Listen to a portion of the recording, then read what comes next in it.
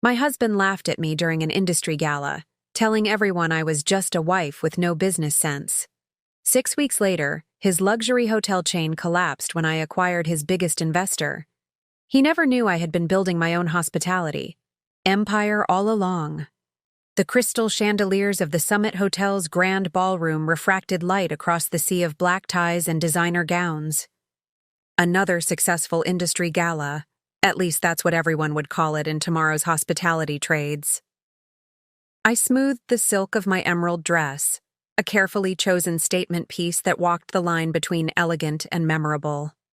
Before we jump back in, tell us where you're tuning in from, and if this story touches you, make sure you're subscribed, because tomorrow I've saved something extra special for you. In this room full of hotel magnates and investors, being forgettable was a liability. Celia, darling, there you are. Anders' voice carried that particular tone he reserved for public appearances, warm on the surface with an undercurrent of command. My husband of 8 years appeared at my side, champagne flute in hand, his other arm immediately circling my waist in what photographers would capture as affection, but I recognized as possession. "The Wilsons were asking about you," he said, steering me toward a couple near the bar. "I told them you've been busy planning our anniversary party next month." I nodded, maintaining the smile I'd perfected over the years. The one that reached my eyes just enough to seem genuine without revealing anything authentic behind it. A professional smile, though Ander would never recognize it as such. Jeffrey Wilson, CEO of Meridian Investments, extended his hand as we approached. "Celia? Wonderful to see you again. Your husband's been telling us about Montgomery Luxury Properties expansion plans. Ambitious move into the Asian market." "Jeff and I were just discussing the financing structure," Ander interjected before I could respond. "The kind of conversation that would bore you to tears, wouldn't it, darling?" He squeezed my shoulder affectionately. To the Wilsons, it would look like consideration. Ander protecting his wife from tedious business talk. I felt the subtle pressure of his fingers, the unspoken reminder of the role I was expected to play. "Crystal was just telling me about your background in hotel management before you got married," Kristen Wilson said, clearly trying to include me in the conversation. "Stanford Hotel Administration program, wasn't it?" A flicker of annoyance crossed Anders' face, quickly replaced by indulgent amusement. "Ancient history now. Celia traded spreadsheets for tablescapes, didn't you, love? Much better suited for her talents." I met Crystal Wilson's gaze briefly, noting the slight furrow in her brow. Unlike her husband, she wasn't smiling at Anders. Dismissal.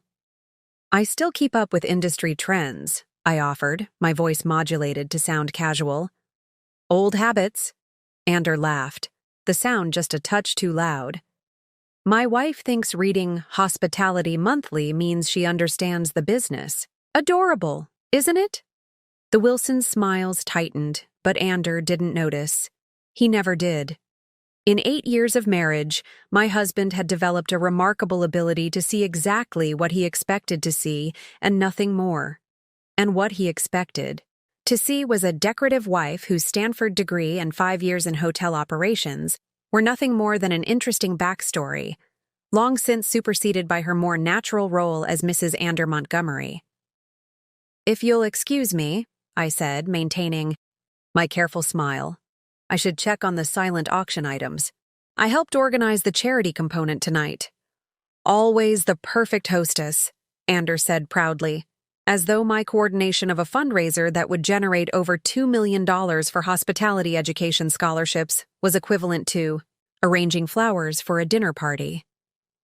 As I moved through the crowd, I noted Samson Rivera by the seafood display, deep in conversation with Blake Forrester. The two men controlled significant investment portfolios, and I knew from the quarterly reports that both had recently increased their positions in Montgomery Luxury Properties. What I knew, and Ander didn't, was that both were also early angel investors in Artemis Hospitality Group, my hospitality group. I caught Samson's eye, and he gave me a nearly imperceptible nod. Tonight wasn't the time. 6 more weeks of careful positioning, and everything would be ready. In the relative quiet of the auction display area, I checked my second phone, the one Ander knew nothing about.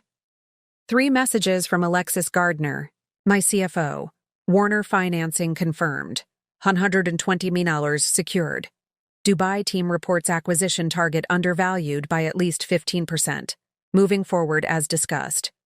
Call me when you can. Need sign-off on Meridian proposal. I deleted the messages and slipped the phone back into the hidden pocket of my gown.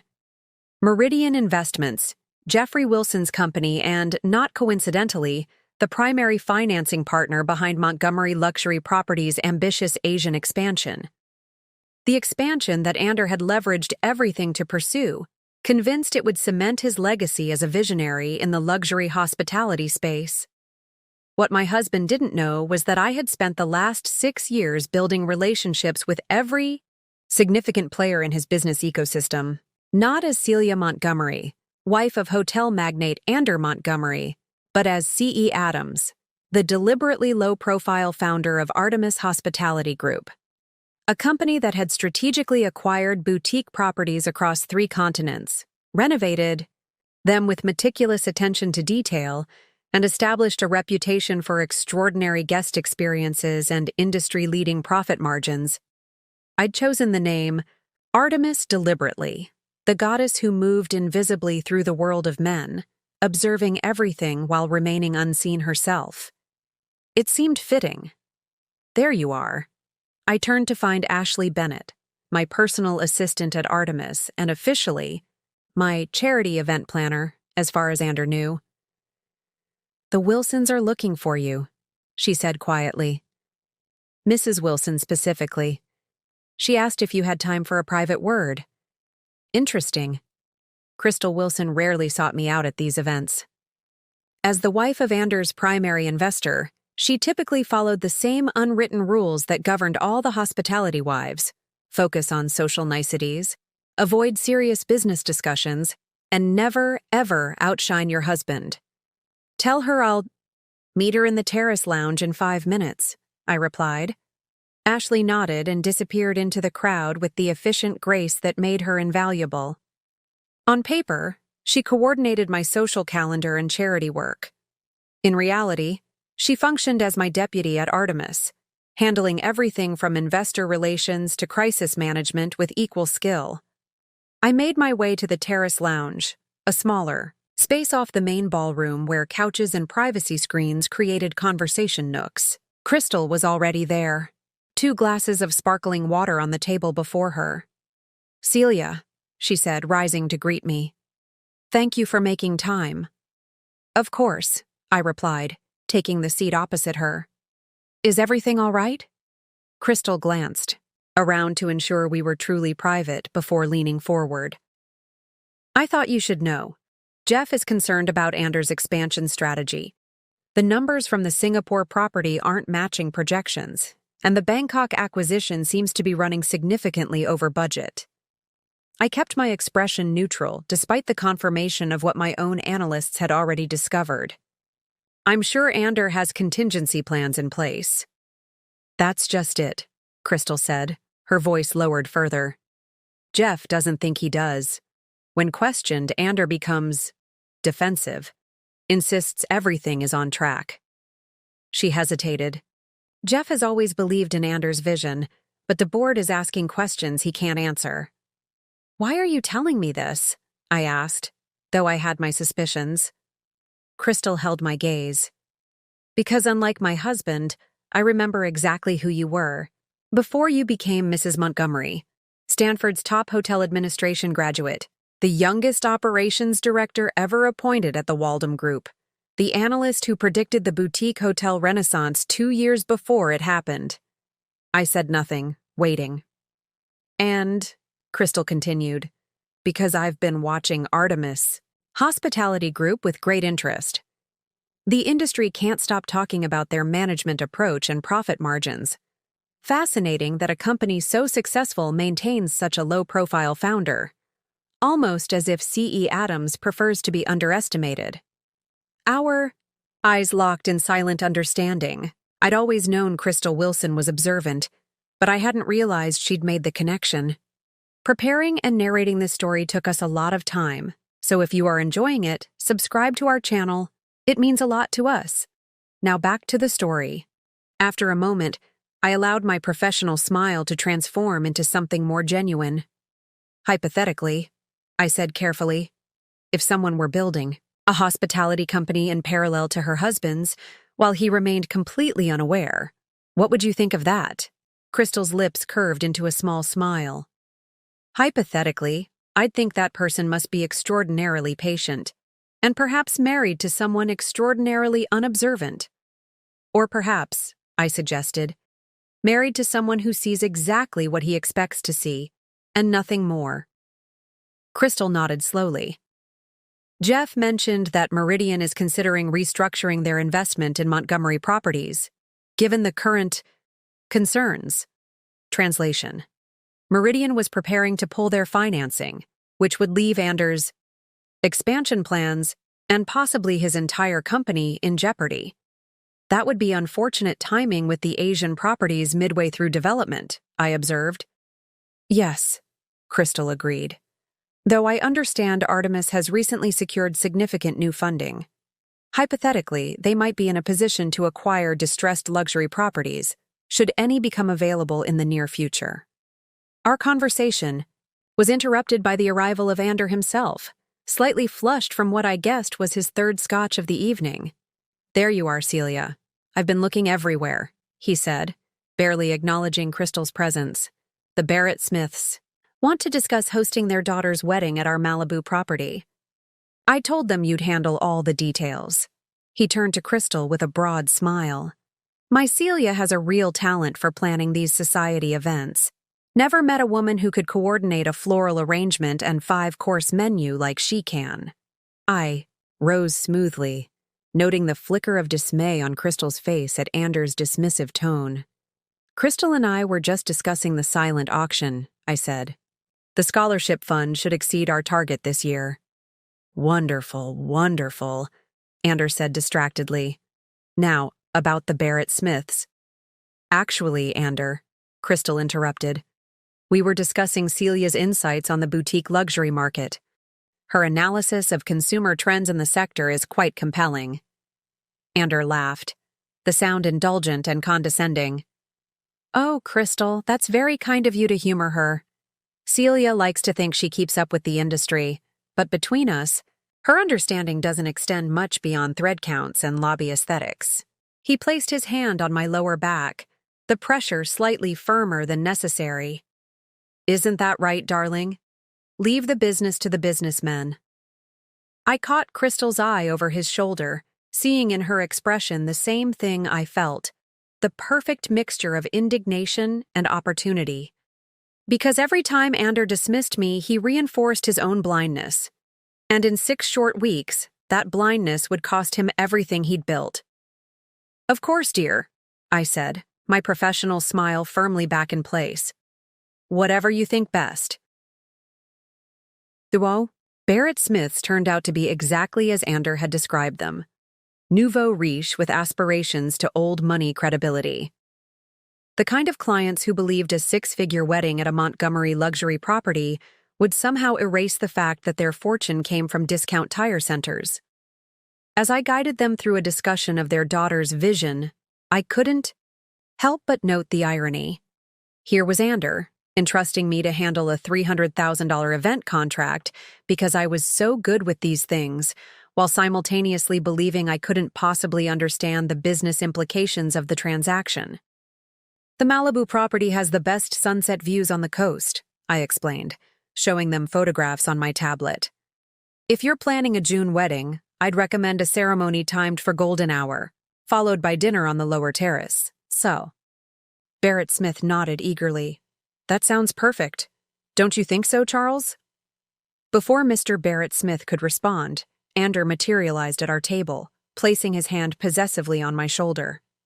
How are we doing here? He asked, his voice carrying that particular tone of exaggerated enthusiasm he used with potential clients.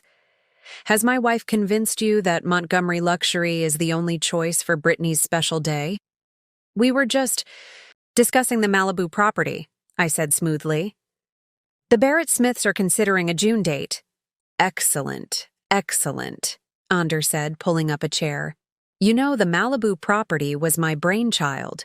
When we acquired it 3 years ago, everyone said the location was too remote to command premium rates. Now it's our highest revenue per room property in North America. He leaned toward Mr. Barrett Smith conspiratorially. Sometimes you have to ignore the experts and trust your instincts. Isn't that right, darling? The last part was directed at me, accompanied by a wink meant to be affectionate but landed as condescending. I maintained my professional smile, knowing what was coming next. You'll have to forgive my wife if she gets too caught up in the details, Ander continued. Celia has an eye for color schemes and menu planning, but she sometimes misses the bigger picture. That's why we make such a good team. She handles the pretty things. I handle the bottom line. Mrs. Barrett Smith tittered nervously while her husband looked uncomfortable. They weren't alone. I'd noted over the years that Anders' dismissive commentary about my capabilities often created awkward moments with clients and colleagues. Not that he ever noticed. What Ander also failed to notice was that the Malibu property had been a distressed asset when Montgomery Luxury acquired it, available at a discount precisely because industry analysts questioned its viability as a premium destination.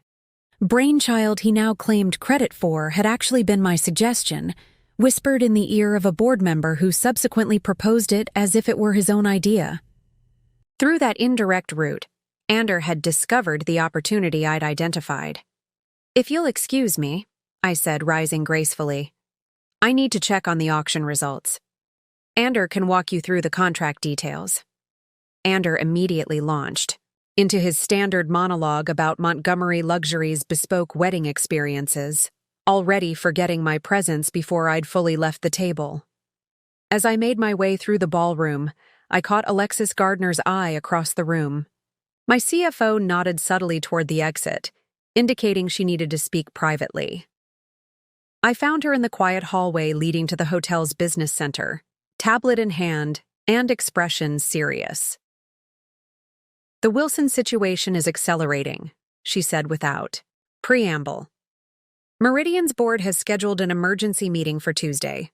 Our sources say they're voting on whether to pull financing from Montgomery's Asia expansion.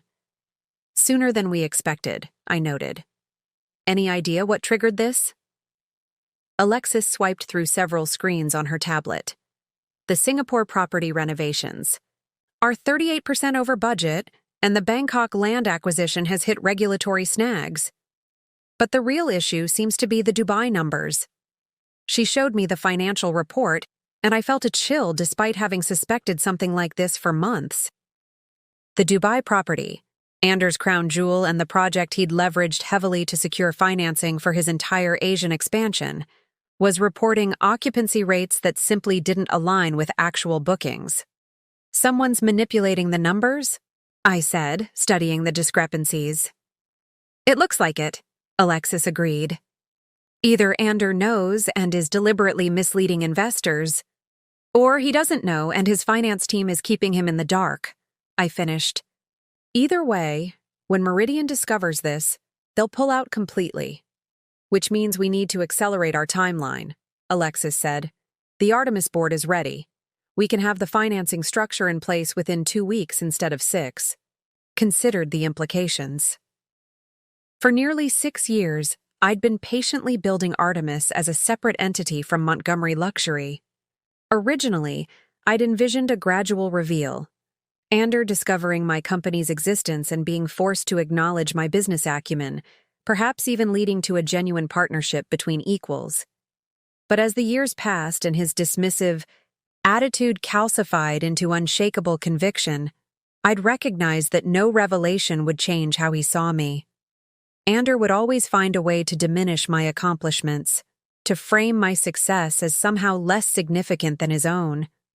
And so my strategy had evolved, from seeking recognition to preparing for opportunity.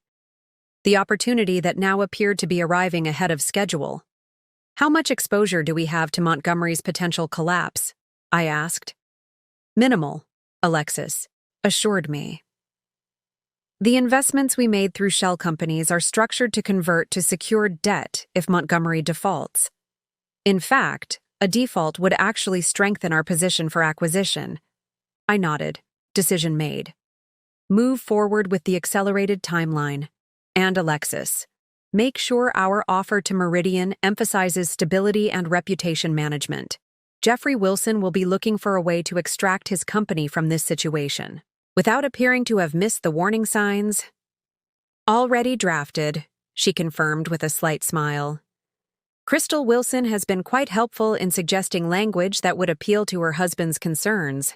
I raised an eyebrow. Crystal has been more directly involved than I realized. Let's just say she's been quietly supportive of women-led businesses for some time, Alexis replied. Her foundation has backed several female entrepreneurs, all through carefully structured vehicles that don't attract attention. The pieces clicked into place. Crystal's pointed comments earlier, her awareness of Artemis, her willingness to provide insight into Meridian's thinking. She wasn't just an ally of convenience. She'd been watching and supporting from the shadows, all along. Interesting, I murmured. Set up a private lunch for the three of us next week. If we're accelerating the timeline, we'll need to coordinate more directly. Before Alexis could respond, the hallway door opened, and Ander appeared with Stephen Parker, Montgomery Luxury's chief financial officer. Celia, there you are, Ander said, his tone slightly sharp. The auction winners are looking for you. They want photos for their social media. He barely glanced at Alexis, dismissing her as unimportant. And who is this? Alexis Gardner, I said smoothly. My event coordinator for the Scholarship Foundation. We were just discussing the final fundraising total. Ander nodded absently, already turning his attention to more important matters. Stephen and I need to use the business center for a moment.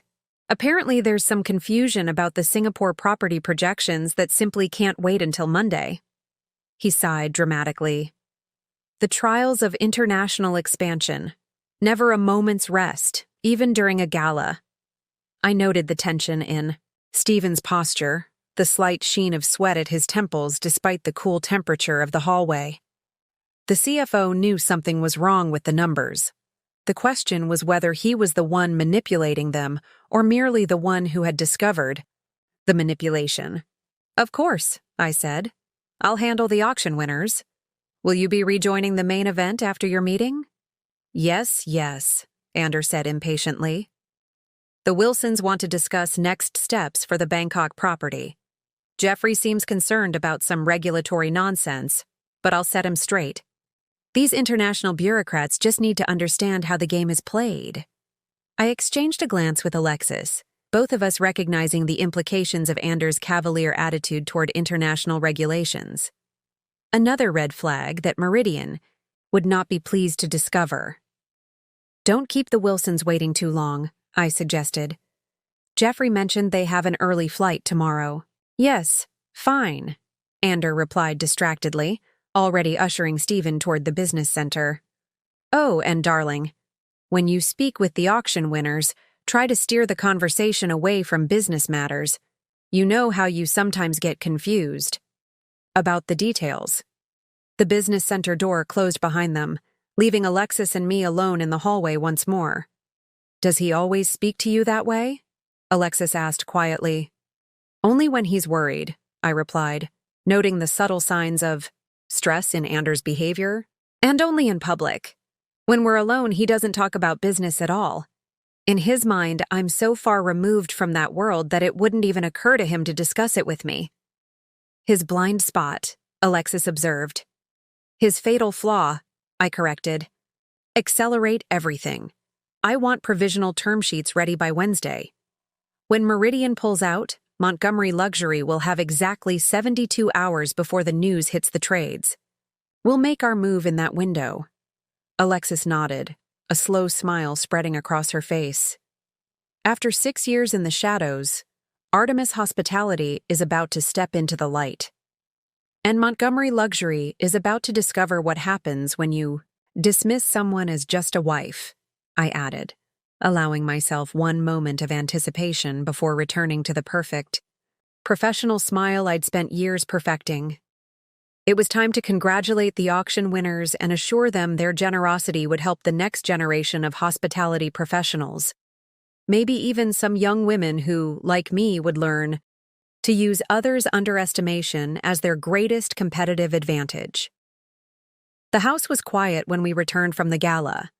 Ander had insisted on an additional stop, drinks with the Forrester group at the Skyline Lounge, where he'd consumed 2 more scotches while explaining his visionary expansion strategy to increasingly uncomfortable investors. By the time our driver pulled into the circular driveway of our Bel Air estate, Ander was halfway to unconscious, his speech slurred and his confident demeanor deteriorating into belligerence. "Need to call Stephen," he mumbled as I helped him. From the car. "Singapore numbers don't make sense." "In the morning," I said, guiding him up the marble steps. "It's after midnight." "You don't understand," he insisted, leaning heavily against me. "Business, complicated, numbers, very important." "I'm sure it is," I replied automatically, the practiced response of years. Agree, soothe, never challenge, especially when he was in this state. Our housekeeper, Maria, appeared in the doorway, concern evident in her expression. She'd been with us since we married, and she'd seen this scenario play out countless times before. "I'll take him upstairs," she said quietly. I nodded gratefully. "Thank you, Maria. I need to handle a few things in the study." Ander was already being led away, still mumbling about Singapore and projections, when he suddenly turned back toward me, his expression surprisingly lucid for a moment. "You looked beautiful tonight," he said. "The perfect wife for a man in my position." Then he was gone, guided up the sweeping staircase by Maria's practiced hand. I watched until they disappeared, wondering if he'd ever understand the irony of his words, that being the perfect wife in his eyes had provided the perfect cover for building a company that would soon acquire his.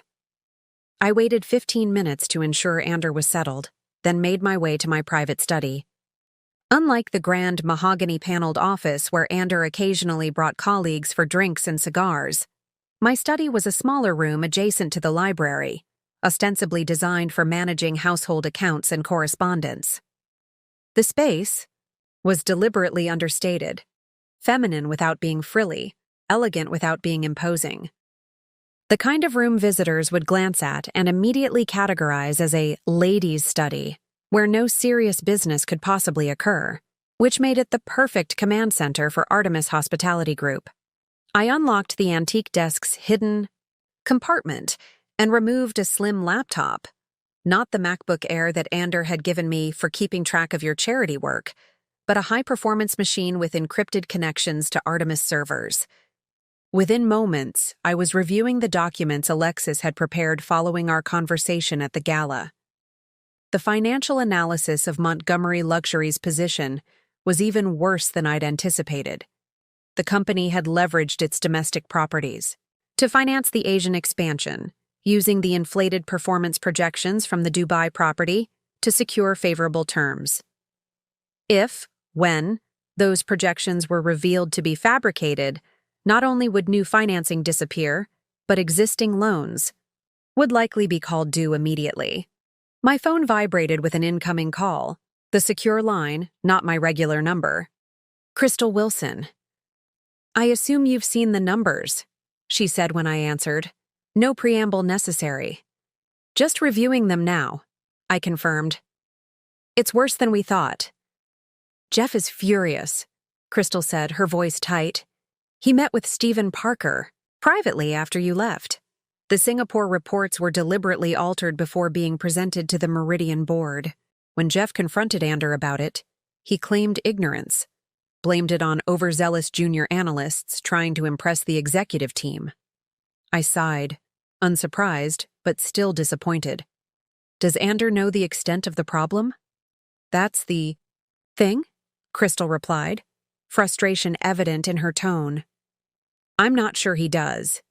When Jeff pressed him about the regulatory issues in Bangkok and the construction overruns in Singapore, Ander kept insisting everything was under control. Not like he was lying, but like he genuinely believed it. I considered this as I scrolled through the financial reports. It fit with patterns I'd observed over the years. Ander's tendency to dismiss problems, to believe his vision would somehow overcome practical obstacles through sheer force of will. He surrounded himself with people who reinforced this belief, who massaged numbers and hid complications until they became too significant to conceal. The Meridian board vote is being moved up, Crystal continued. Tomorrow afternoon instead of Tuesday. Jeff couldn't stall any longer once the Singapore discrepancies came to light. This accelerated our timeline even further. How certain are you of the outcome?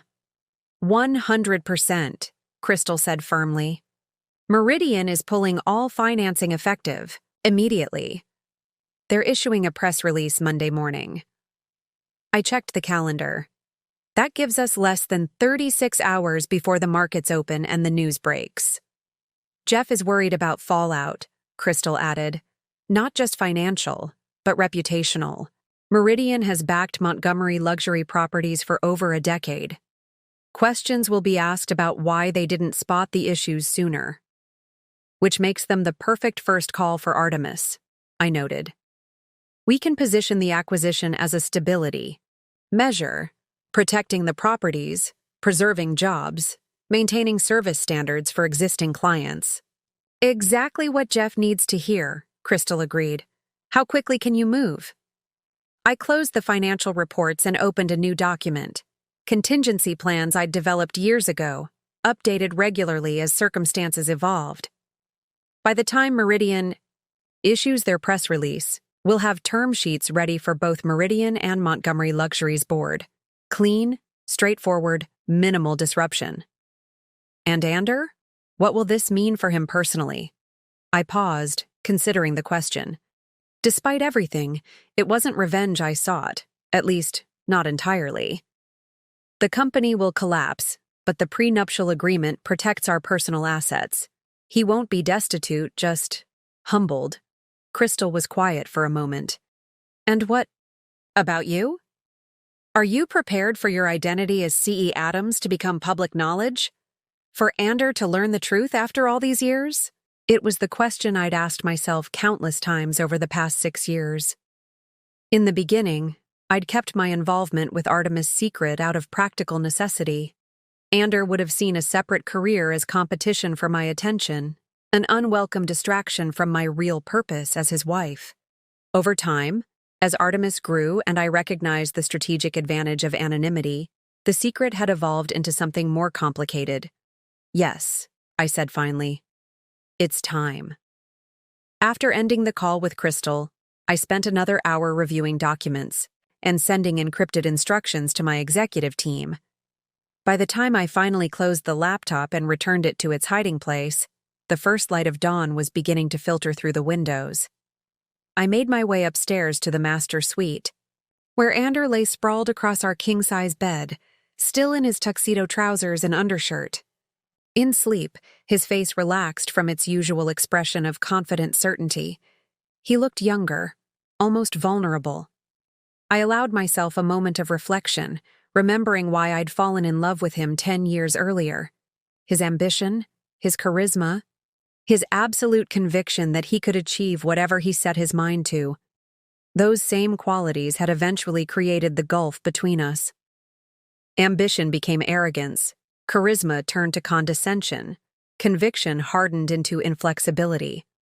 The man who had once found my intelligence and drive appealing had gradually reshaped me in his mind, casting me as a supporting character in his success story rather than the co-author of our shared narrative. And I had allowed it, encouraged it even, creating the perfect camouflage for building something he couldn't diminish or control. I changed quietly into silk pajamas and slipped into bed beside him, careful not to disturb his whiskey-induced slumber. In less than 48 hours, everything would change. The Montgomery luxury empire would begin to crumble, and Artemis Hospitality would emerge from the shadows to acquire its assets. The business world would buzz with the revelation that C.E. Adams, the mysterious founder whose innovative approach to luxury hospitality had generated industry-leading returns, was actually Celia Montgomery, the decorative wife who supposedly couldn't understand complex financial projections, and Ander would finally see me, truly see me, for the first time in years. As I drifted toward sleep, I wondered if that recognition would bring satisfaction, or simply sadness for what might have been if he'd been able to view me as a partner rather than a possession, perhaps both. My last conscious thought before sleep claimed me was not of triumph or revenge, but of a simple truth I'd learned during my years of invisible empire building. Sometimes being underestimated is the greatest advantage of all. Sometimes being dismissed as just a wife provides the perfect cover for becoming so much more. Morning arrived with the oppressive weight of Anders' hangover and the relentless ping of his phone receiving message after message. I was already showered and dressed when he finally stirred, groaning as consciousness brought the full impact of the previous night's excesses. "What time is it?" he mumbled, shielding his eyes from the sunlight filtering through the automated blinds. "Just after 9, I replied, setting a glass of water and 2 aspirin on his nightstand. "You have 14 missed calls, mostly from Stephen." Ander grabbed his phone, squinting at the screen. "Damn it," he muttered, immediately hitting the callback button.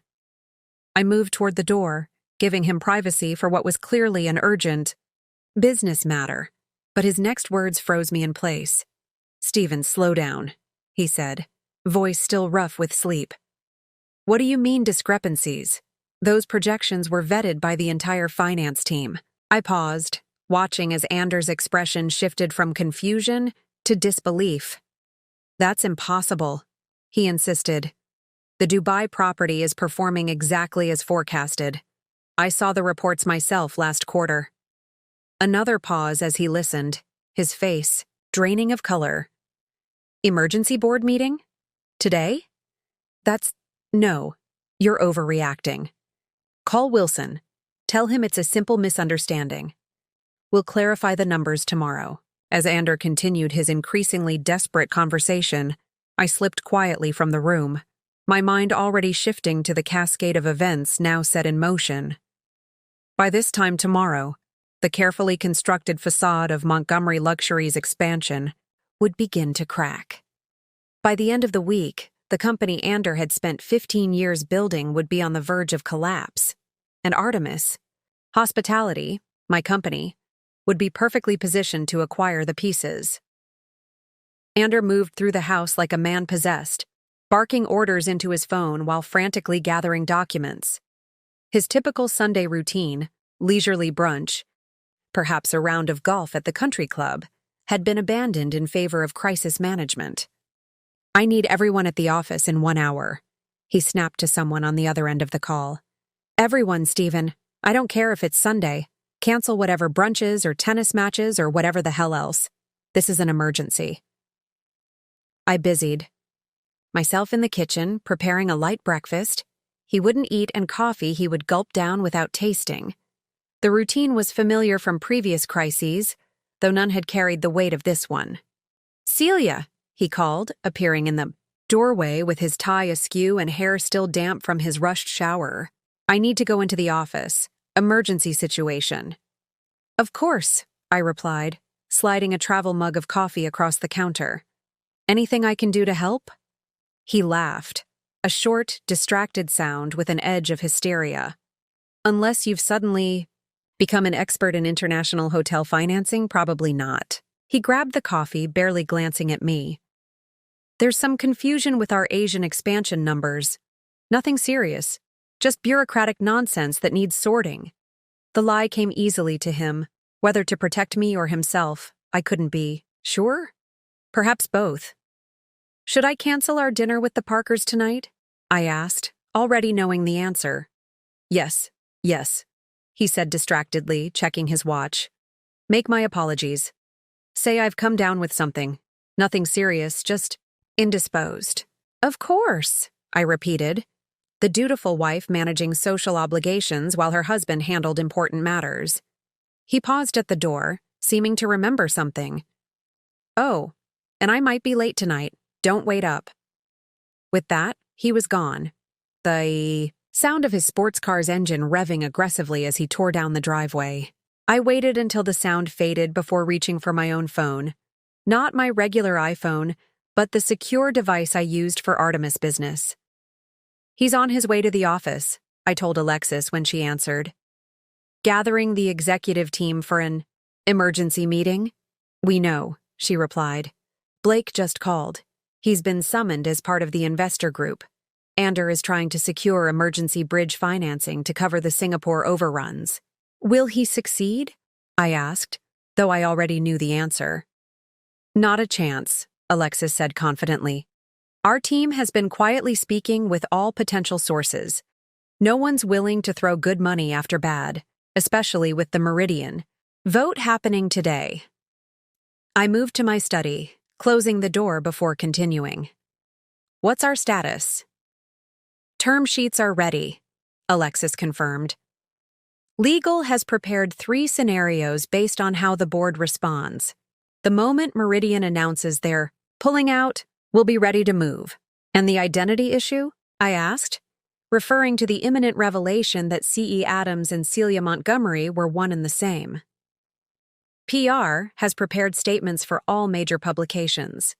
We're positioning it as a strategic decision to operate independently rather than as a direct response to Ander's dismissal. More professional, less personal. I appreciated the approach. While part of me wanted the satisfaction of seeing Ander forced to acknowledge his misjudgment, the business needed to be protected from appearing as a vehicle for marital drama. What about our people inside Montgomery? I asked. They'll maintain their positions through the transition, Alexis assured me. Blake will broker the initial conversation with the board once Meridian pulls out. Most of the directors already suspect trouble. They just don't know there's a solution waiting in the wings.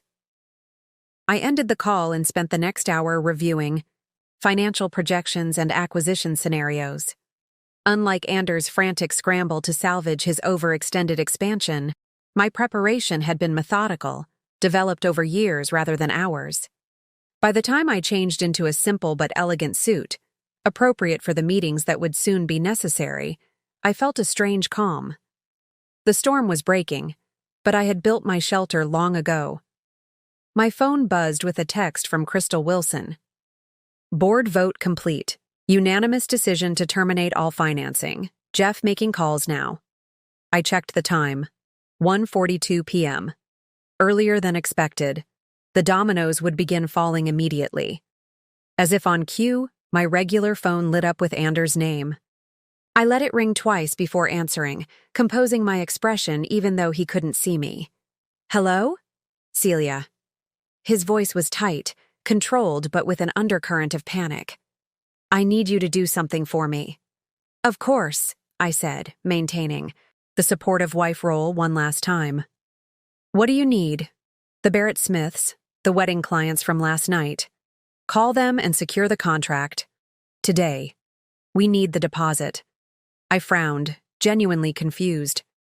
Ander, that's a single event. Contract. It's substantial, but nothing that would impact the company's overall position. Silence hung for a moment before he responded, his voice now edged with irritation. Just make the call, Celia. We need every bit of cash flow right now. Don't worry about why. Is everything all right? I asked, already knowing the answer but needing to maintain my pretense of ignorance. Everything's fine, he snapped. Just some temporary liquidity issues. Nothing for you to worry about. Should I call the bank? I could transfer funds from our personal accounts to help with— No. The word exploded with such force I had to hold the phone away from my ear. Don't touch our personal accounts. Don't talk to the bank. Just call the Barrett Smiths and get that contract signed. After he hung up, I stood motionless for several moments, contemplating the desperation in his voice. The Montgomery luxury empire was crumbling faster than even I had anticipated. Ander was grasping at straws, A wedding contract worth a few $100,000 when his company needed tens of millions to stay afloat. My phone buzzed again, this time with a message from Blake Forrester. Montgomery Board emergency meeting called. For 4 p.m. Meridian announcement expected at market open tomorrow. We're ready to move when you give the word. I sent a simple reply. Proceed as planned. Then I made another call, not to the Barrett Smiths, but to Ashley. I need the car in 20 minutes, I told my assistant. And I'll need access to the Artemis executive suite. It's time. For 6 years, I had maintained a careful separation between my identities. Celia Montgomery, the decorative wife who managed social calendars and charity events, never visited the downtown offices of Artemis Hospitality Group. C.E. Adams, the reclusive founder who communicated primarily through trusted lieutenants, never attended the social functions where Celia Montgomery shone. Today, those identities would merge. As my driver navigated through Sunday afternoon traffic toward downtown, I reviewed the series of events that would unfold over the next 24 hours. By tomorrow morning, Meridian would announce its withdrawal from all Montgomery luxury projects. By noon, Montgomery's stock would be in free fall. By close of business, the board would be desperately seeking options to avoid complete collapse. And Artemis Hospitality Group, under the leadership of newly revealed CEO Celia Adams Montgomery, would offer a lifeline, structured as an acquisition rather than a rescue, but positioned to preserve jobs, maintain service at the properties, and provide some return to shareholders. My phone buzzed continuously throughout the drive, Ander calling repeatedly, growing increasingly frantic as the reality of his situation became clearer. I let the calls go to voicemail, knowing there was nothing I could say that would matter now. The time for pretense had passed. The Artemis headquarters occupied the top 3 floors of a sleek downtown tower, modern, elegant, but deliberately understated compared to the ostentatious Montgomery luxury offices with their marble lobbies and gold fixtures. I used my private access, avoiding the main reception area where my appearance might raise questions before we were ready for the reveal. Alexis met me in the executive suite, tablet in hand and expression focused. Blake just texted. The Montgomery board meeting has been moved up to 3 p.m. They've received formal notification from Meridian. How's Ander taking it? I asked, setting down my bag and moving to the window that offered a view of the city skyline, including, several blocks away, the Montgomery luxury building where my husband was watching his company disintegrate. Not well, Alexis said diplomatically. Blake says he's cycling between denial and rage, insisting the numbers are wrong, that Meridian is making a terrible mistake, that his team has failed him. But not considering that he might have failed them, I noted. It was consistent with Ander's character. Success was his achievement alone. Failure always someone else's responsibility. The acquisition team is ready, Alexis continued, professional as always. Term sheets, financing structure, transition plans, everything is prepared. We're just waiting on your final review. I turned from the window to face the conference table where the future of both companies lay in neatly organized folders. 6 years of planning, of patient strategy and careful positioning, condensed into documents that would transform the luxury hospitality landscape. Walk me through it one more time, I said, taking a seat at the head of the table. I want to be certain we've considered every angle. For the next hour, Alexis and I reviewed the acquisition strategy in meticulous detail. The approach was clean, business-focused, and deliberately devoid of personal elements.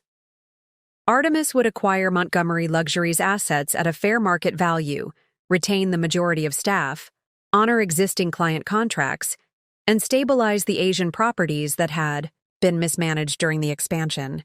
The personal satisfaction of seeing Ander finally recognize my capabilities was secondary to ensuring the business transition succeeded. As we concluded our review, my phone lit up with another call from Ander. This time, I answered. Celia, where are you? His voice was ragged. desperate in a way I'd never heard before. "I've been calling for hours." "I had some errands to run," I said calmly. "Is everything all right?" A harsh laugh came through the line. "No, everything is not all right. Everything is falling apart. Meridian has pulled all financing. The board is in panic mode. The Dubai numbers were—" He stopped abruptly, seeming to remember who he was talking to. "Never mind. I need you to come home. I need to figure out what to tell our friends, how to manage the social fallout when this hits the news." Even now, in the midst of professional catastrophe, his concern about my role focused on appearances and social dynamics. The perfect wife to manage the optics while he handled the real issues. "I'm afraid I can't come home just yet," I said. "I have a meeting." "A meeting?" His voice rose incredulously.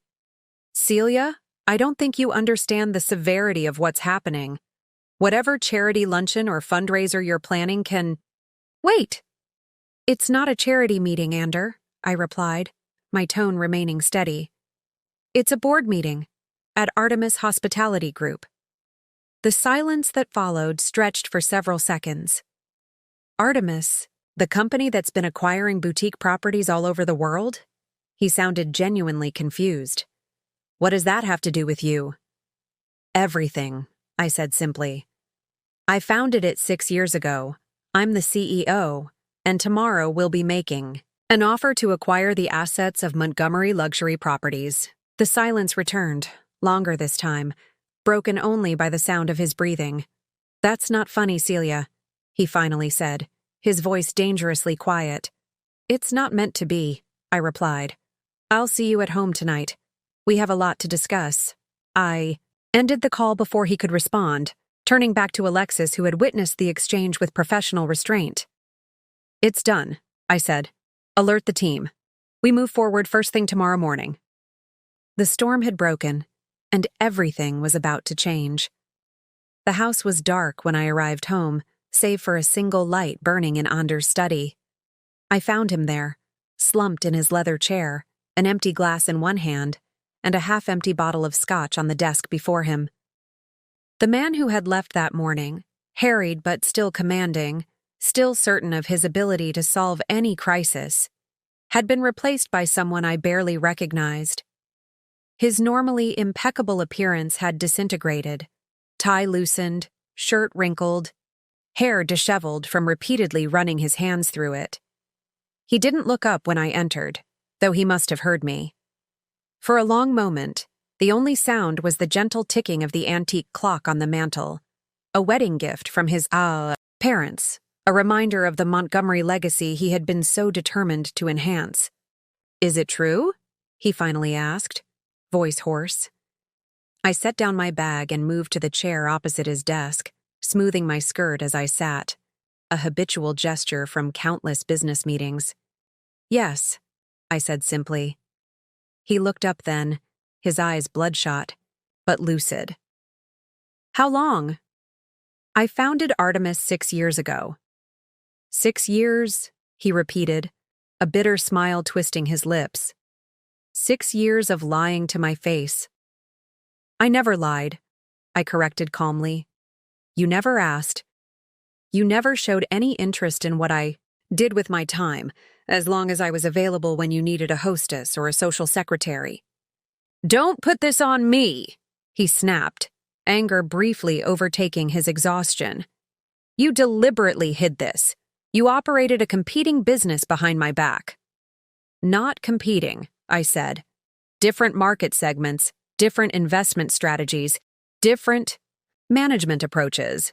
Montgomery Luxury and Artemis Hospitality have only begun to overlap recently." He laughed, a harsh sound devoid of humor. "Overlapped? Is that what you call this? You're trying to take over my company." "I'm offering to acquire Montgomery Luxury's assets at fair market value," I corrected, "which, given Meridian's withdrawal and the Dubai numbers, is significantly more generous than any other offer you're likely to receive." Ander stared at me as if seeing a stranger. Perhaps he was. "Who are you?" he whispered. "The same person I've always been," I replied. The Stanford graduate who caught your eye at the International Hotel Investment Conference. The operations specialist who had 3 promotions in 5 years at Waldom Group.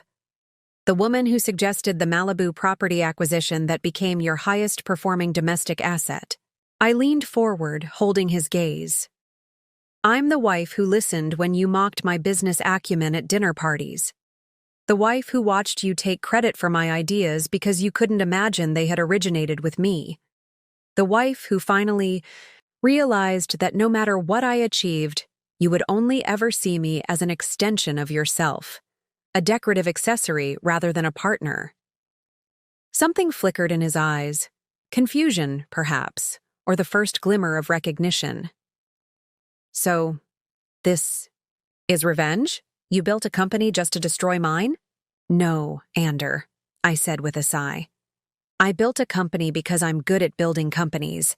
I kept it separate from our marriage because you made it abundantly clear you didn't want a wife with ambitions that might compete with yours. And I'm acquiring Montgomery Luxury because it's a sound business decision for Artemis shareholders. Nothing more, nothing less. He drained his glass and reached for the bottle, pouring another generous measure. You must have enjoyed it, he said, bitterness edging his words. Sitting there at all those dinners, listening to me talk about the business while you secretly ran your own, laughing at me behind my back. I never laughed at you, Ander, I said quietly.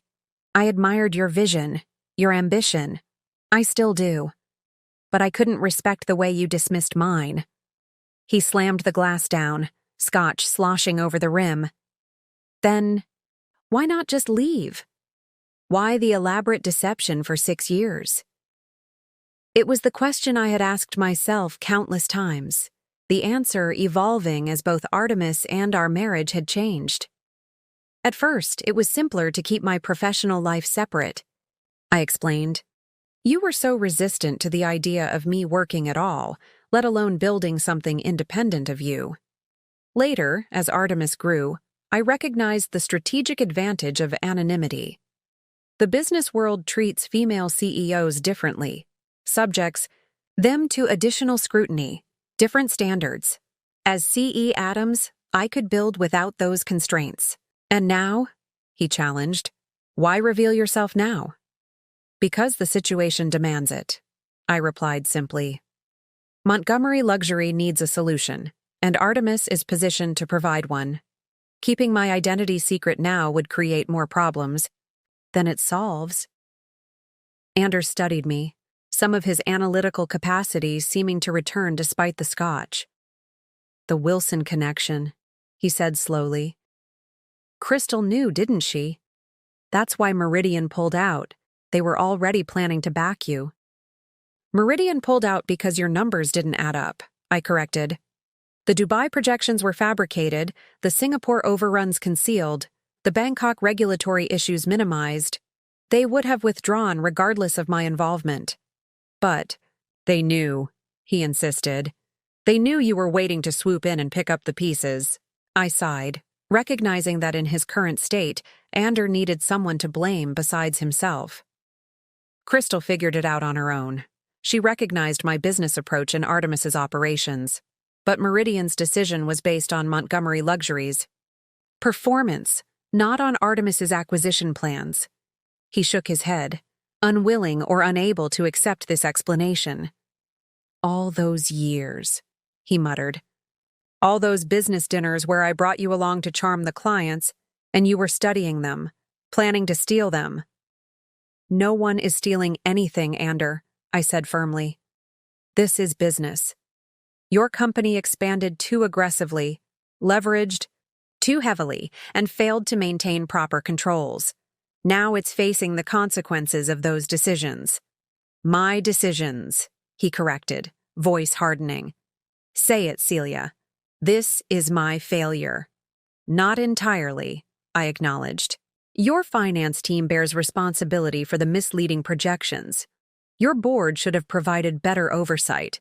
Even Meridian should have conducted more thorough due diligence before backing the expansion. I paused, meeting his gaze. Directly. But yes, Ultimately, the culture that allowed this to happen comes from the top. From you. He flinched as if I'd struck him. For a moment, I thought he might lash out. His knuckles whitened around the glass. But then his shoulders sagged, the fight draining from him as suddenly as it had flared. "So what happens now?" he asked, voice hollow. "Tomorrow morning, Meridian, will announce they're terminating all financing for Montgomery luxury properties," I explained, shifting into the calm, professional tone I used in board meetings. "Your stock will likely be halted after dropping below critical thresholds. By midday, your board will be fielding panic calls from other lenders and investors. By close of business, they'll be considering bankruptcy protection to prevent a complete collapse." I reached into my bag and removed a slim folder, placing it on the desk between us. "This contains the preliminary terms of Artemis Hospitality Group's offer to acquire Montgomery Luxury's assets. It's a fair valuation given the circumstances, significantly more generous than what vulture firms would offer once news of the Dubai numbers becomes public." Ander made no move to touch the folder. "And if I fight this? If I convince the board to reject your offer?" "That's your prerogative," I acknowledged. "But without immediate financing to cover the Meridian withdrawal, Montgomery Luxury will default on its loans within 30 days. The Asian properties will stall mid-development, losing value by the day. Domestic properties will face service cuts, staff reductions, and declining guest experiences, further eroding the brand." I leaned forward slightly. "Fighting won't save the company, Ander. It will only destroy more value for everyone involved. Shareholders, employees, clients." He reached for the folder then, opening it with unsteady hands. His eyes scanned the terms, professional training temporarily overriding emotional response. "You're keeping the Montgomery name on the domestic properties," he noted, surprise evident in his voice. "It's a strong brand with loyal clients," I confirmed. "Erasing it would be poor business, regardless of personal considerations." "And the staff?" he asked, continuing to read. "Retained, with the exception of certain executive positions that would become redundant in the merged organization." He looked up sharply. "Including mine?" "Yes," I said simply. "Including yours, though the terms include a generous consulting contract if you wish to remain involved during the transition."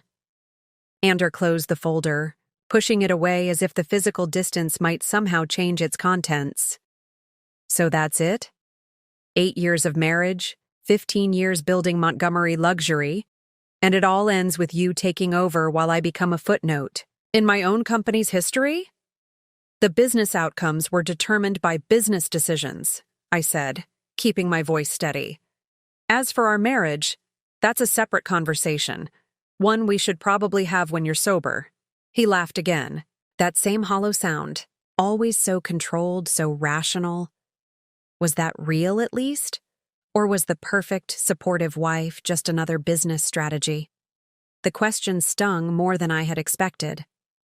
"I loved you, Ander," I said quietly. "I still care for you. But I stopped being your partner years ago, if I ever truly was.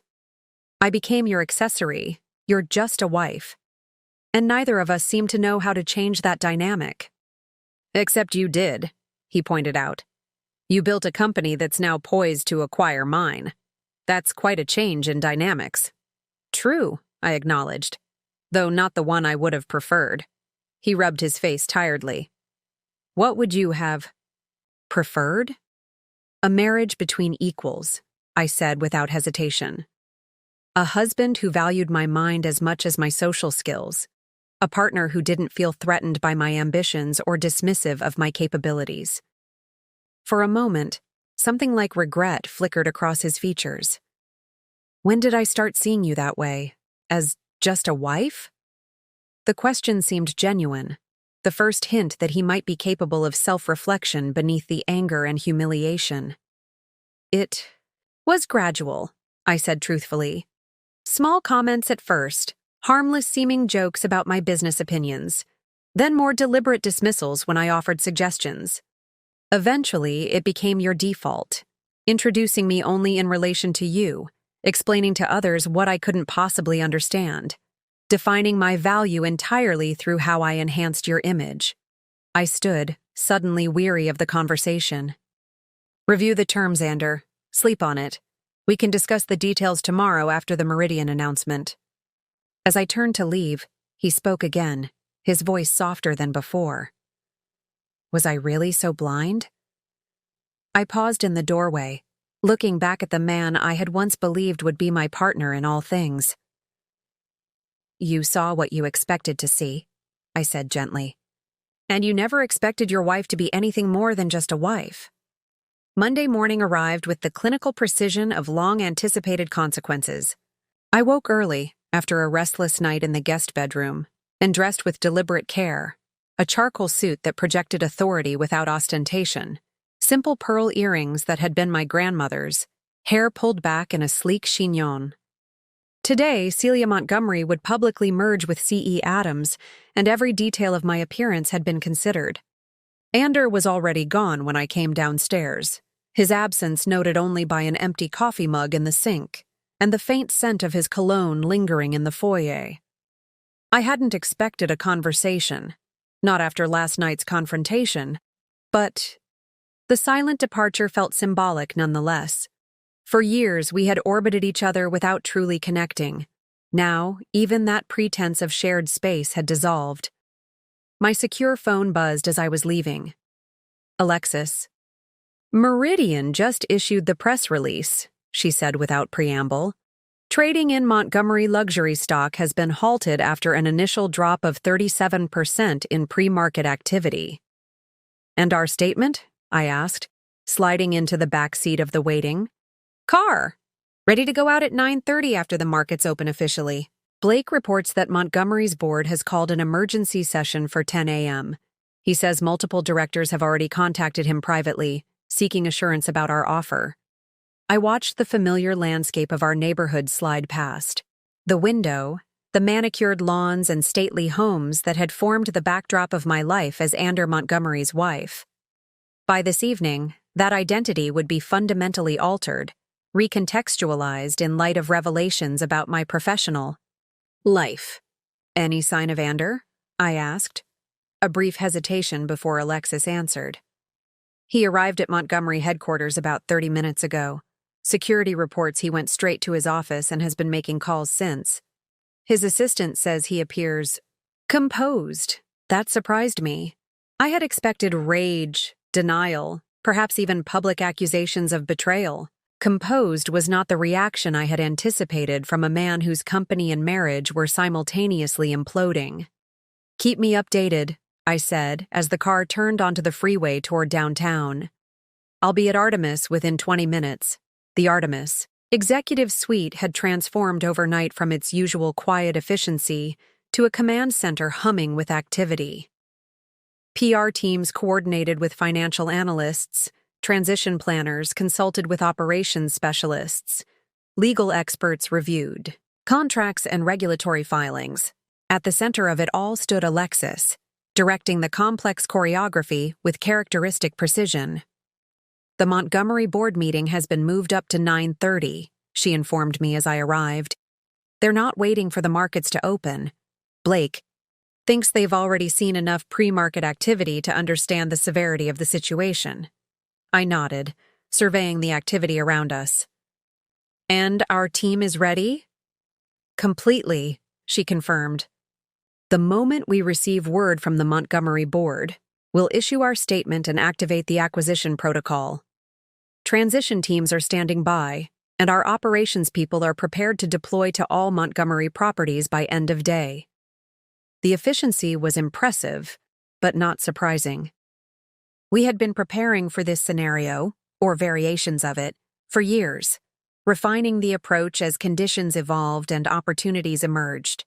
The acceleration of the timeline had required adjustments, but the fundamental strategy remained unchanged. Swift, decisive action that prioritized stability for the properties, clients, and employees. Crystal Wilson is here, Alexis added, gesturing toward a small conference room off the main area. She's brought additional information about Meridian's position that you'll want to review before the public announcements. I found Crystal seated at the conference table, reviewing documents with an intensity that matched the circumstances. She looked up as I entered, her expression a complex mixture of professional satisfaction and personal concern. "Celia," she said, rising to greet me. "Or should I say Ms. Adams now?" "Celia is fine," I replied, taking the seat opposite her. "At least in private conversations. What's Meridian's current position?" She slid a folder across the table. "Jeff has authorized me to share their internal assessment of Montgomery Luxury's financial position. The situation is worse than even your analysts projected. The Dubai numbers weren't just optimistic, they were fabricated outright. And the Singapore property has additional construction issues that weren't disclosed to investors." I scanned the documents, noting the details that would strengthen Artemis's negotiating position. "Does Ander know the full extent of this?" Crystal hesitated. "Jeff spoke with him directly this morning. It was difficult. Ander insisted there must be some mistake, that his team wouldn't have presented incorrect information without his knowledge. And when Jeff made it clear there was no mistake, Ander asked for 24 hours to secure alternative financing," Crystal said, a hint of sympathy in her voice despite the circumstances. "Jeff had to explain that Meridian had already contacted other potential investors. No one is willing to step in, given the extent of the misrepresentation." I closed the folder, contemplating the implications. "So Ander is still fighting, still looking for a way out." "Yes and no," Crystal said carefully. "After the call with Jeff, he apparently gathered his executive team. According to our sources, he instructed them to cooperate fully with any acquisition discussions. He acknowledged that Montgomery Luxury cannot survive independently given the financial realities. This was unexpected. Acceptance rather than resistance. Pragmatism rather than denial. It didn't align with the Ander I knew, the man who had built his identity around his business success and would fight to preserve it at all costs. "Did something specific change his mind?" I asked. Crystal regarded me thoughtfully. "The terms you offered," she said finally. "They're exceptionally fair given the circumstances. Preserving the Montgomery name on the domestic properties, retaining the majority of staff offering participation in the transition. Those weren't requirements, they were choices you made." Before I could respond, Alexis appeared at the door, her expression conveying the urgency of her interruption. "The Montgomery board has voted," she announced.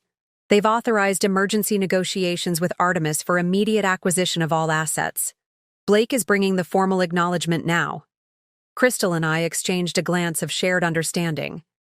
It was happening, the culmination of years of planning, accelerated into a single morning of decisive action. "Issue our statement," I instructed Alexis, "and inform the transition teams to proceed with the initial protocol. I want representatives at each Montgomery property by close of business today." As Alexis departed to implement these directives, Crystal studied me with newfound curiosity. "How does it feel?" she asked. "After all these years of being dismissed as just a wife, to be revealed as the business force that will save the very company that underestimated you?" It was a question I had asked myself repeatedly as this day approached. The answer, I discovered, was more nuanced than I had anticipated. Complicated, I admitted. There's professional satisfaction in the acquisition itself. Artemis is gaining valuable assets at advantageous terms. But the personal element... I paused, searching for the right words. I never wanted Ander to fail. I simply wanted him to see me as a true partner, not an accessory. Crystal nodded, understanding evident in her expression. "And now? Now I hope to demonstrate what should have been clear all along, that competence isn't determined by gender or marital status, that just a wife was always a limitation he imposed, not an inherent reality." Our conversation was interrupted by the arrival of Blake Forrester, carrying the formal authorization from Montgomery Luxury's board. His expression conveyed both professional satisfaction and personal awkwardness, understandable, given his long-standing relationships with both me and Ander. "It's done," he said, placing the documents on the table. The board voted unanimously to accept Artemis's initial terms, pending final negotiation of specific details. They've authorized an immediate press release to stabilize market reaction. And Ander? I couldn't help asking. How did he respond to the vote? Blake hesitated, clearly uncomfortable. He endorsed it, he said finally. Made a brief statement to the board acknowledging the necessity of the acquisition given the financial circumstances. Offered his full cooperation in the transition process. Again, this measured acceptance seemed at odds with the Ander I knew. The man who had built his identity around being the visionary leader of Montgomery Luxury. Something had changed between our confrontation last night and this morning's board meeting, but I couldn't identify what. There's something else, Blake added, his discomfort visibly increasing. Ander asked me to give you this. He placed a sealed envelope on the table. Privately, I stared at the envelope, my name written in Ander's distinctive handwriting across the front. The simple object seemed incongruous amidst the corporate documents and financial analyses that surrounded us. A personal communication intersecting with professional consequences. Crystal tactfully rose to leave. I should check in with Jeff about the Meridian announcement. He'll want to coordinate messaging with your team. Blake followed her lead. I need to return to the Montgomery board session. They'll be expecting updates on the transition timeline. Left alone with the envelope, I found myself hesitating to open it. Whatever it contained represented Ander's unfiltered response to the situation. His true reaction, not the composed professional facade he had apparently maintained during the board meeting. Finally, I broke the seal and unfolded the single page inside. Celia, by the time you read this, the Montgomery Luxury Board will have accepted Artemis's acquisition offer. I've endorsed this decision not just because it's financially necessary, but because it's right. The company I built is failing because of choices I made, expansion too aggressive, oversight too lax, confidence too absolute. But my greatest failure wasn't business-related. It was personal. Somewhere along the way, I stopped seeing you as the brilliant, capable woman I married and started viewing you as an extension of myself, a supporting character in the story of my success rather than the author of your own. I don't expect forgiveness. What I've done, dismissing your capabilities, mocking your understanding, reducing you to just a wife, isn't erased by a moment of clarity in the midst of crisis. But I want you to know that I see it now. I see you now. What you've built with Artemis is extraordinary, not because it's acquiring Montgomery, but because you created it methodically, strategically, with vision and persistence. The very qualities I claimed you lacked while you demonstrated them daily. Whatever happens next, with the company, with us, I needed you to know that. Ander, I read the letter twice, searching for the defensiveness or bitterness I had expected. Instead, I found what appeared to be genuine self-reflection. The first acknowledgement from Ander that his perception had been flawed, that the limitation had been in his vision, not my capabilities. It wasn't enough to erase years of dismissal.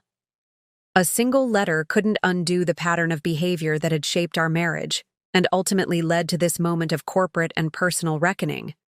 But it was something I hadn't anticipated. Recognition, acknowledgement, the beginning of seeing truly. My reflection was interrupted by Alexis's return. The press statement has gone out, she reported. Financial media is already picking up the story. CNBC wants an interview with you at noon to discuss the acquisition and… She paused briefly, to introduce C.E. Adams to the public. I folded the letter carefully, returning it to its envelope before rising to face the day that would transform both Artemis hospitality and my public identity. Schedule the interview, I said. It's time for everyone to see that just a wife was always capable of so much more. And joining us now for an exclusive interview is C.E. Adams, founder and CEO of Artemis Hospitality Group, which has just announced its acquisition of Montgomery Luxury Properties following Meridian Investments' withdrawal of financing. Ms. Adams, thank you for being with us today. The CNBC anchor's professional smile contained the barely concealed excitement of someone with an exclusive story.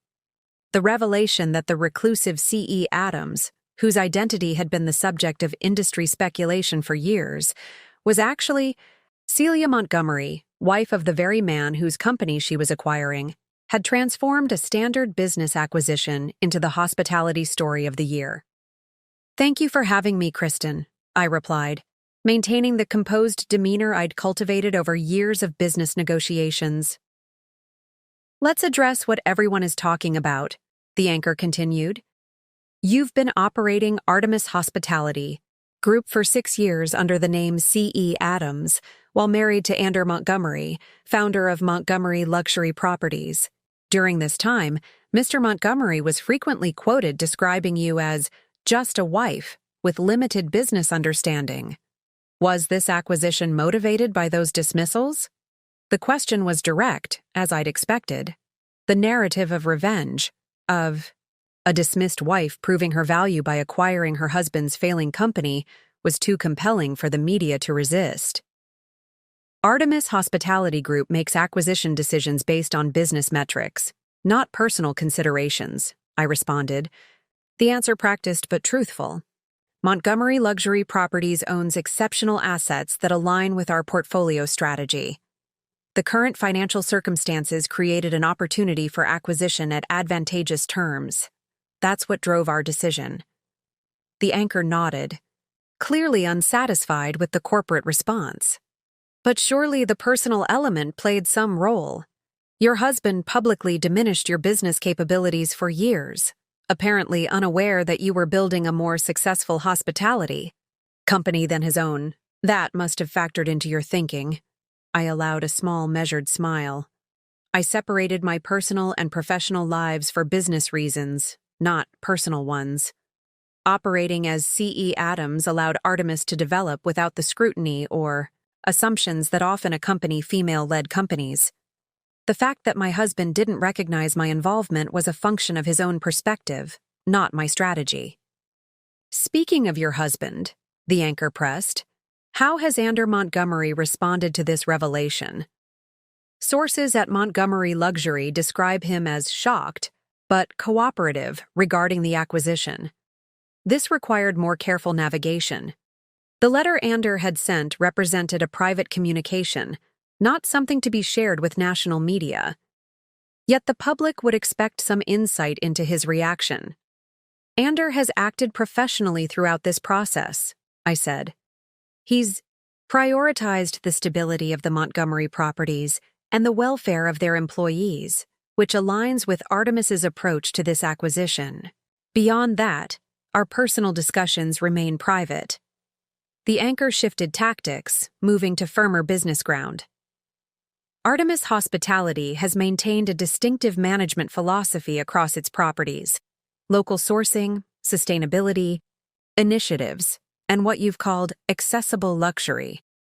Will these approaches be implemented at the former Montgomery properties? This was comfortable territory, allowing me to highlight Artemis's business strategy rather than the personal drama. For the next several minutes, I outlined our transition plans, emphasizing continuity for existing clients while gradually introducing the operational efficiencies and service enhancements that had distinguished Artemis properties. One final question, the anchor said as our time neared its end. What would you say to young women watching who might feel underestimated in their professional lives, as you clearly were? It was the question I'd been expecting, the one that transformed this from a business story to something more symbolic. My response had been carefully considered, balancing authenticity with the larger message. Being underestimated can be frustrating, but it can also be advantageous, I said. When people don't expect you to succeed, They don't create obstacles to prevent your success. The key is to focus on results rather than recognition. Build something meaningful. Demonstrate your value through achievement, and eventually the people who matter will see it, even if some never do. As the interview concluded and the cameras stopped rolling, the anchor leaned forward with genuine curiosity. Off the record, was it satisfying? When he finally realized who you really were? I gathered my notes, considering the question.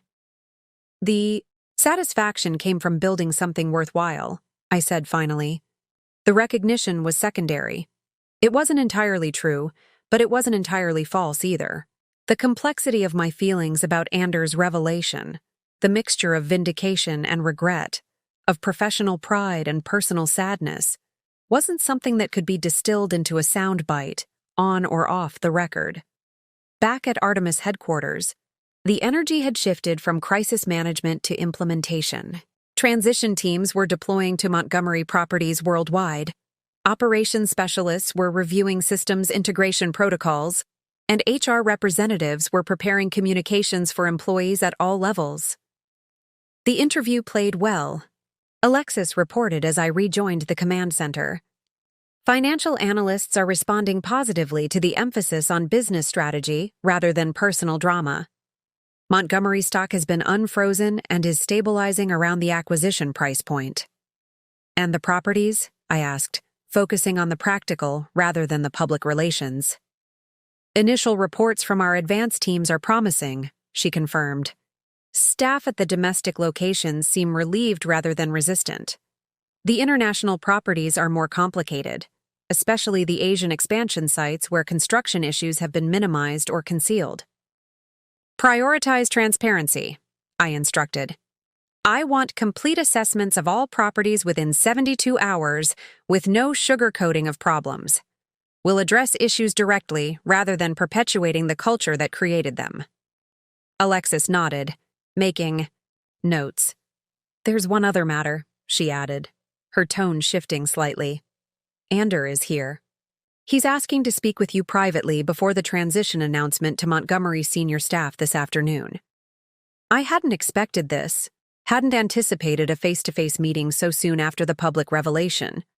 Our confrontation, the pie, night before and his letter this morning had seemed like the extent of our personal interaction during this critical phase. Where is he? I asked, mentally adjusting to this development. The small conference room at the end of the hall, Alexis replied. We thought a neutral space would be preferable to your office. I appreciated the consideration.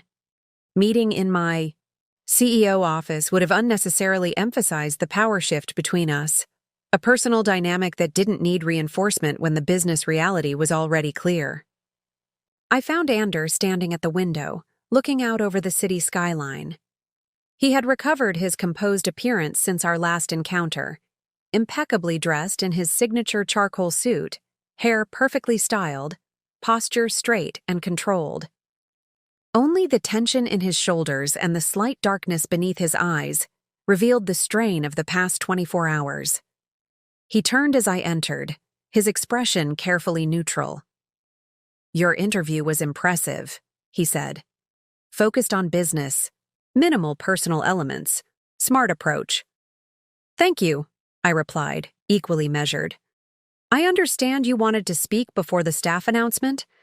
He nodded, gesturing to the conference table where several folders were arranged with characteristic precision. I've prepared detailed briefings on all Montgomery properties, he explained. The official records are comprehensive, but these include my personal observations, staff dynamics, client relationships, operational quirks that might not be captured in formal documentation.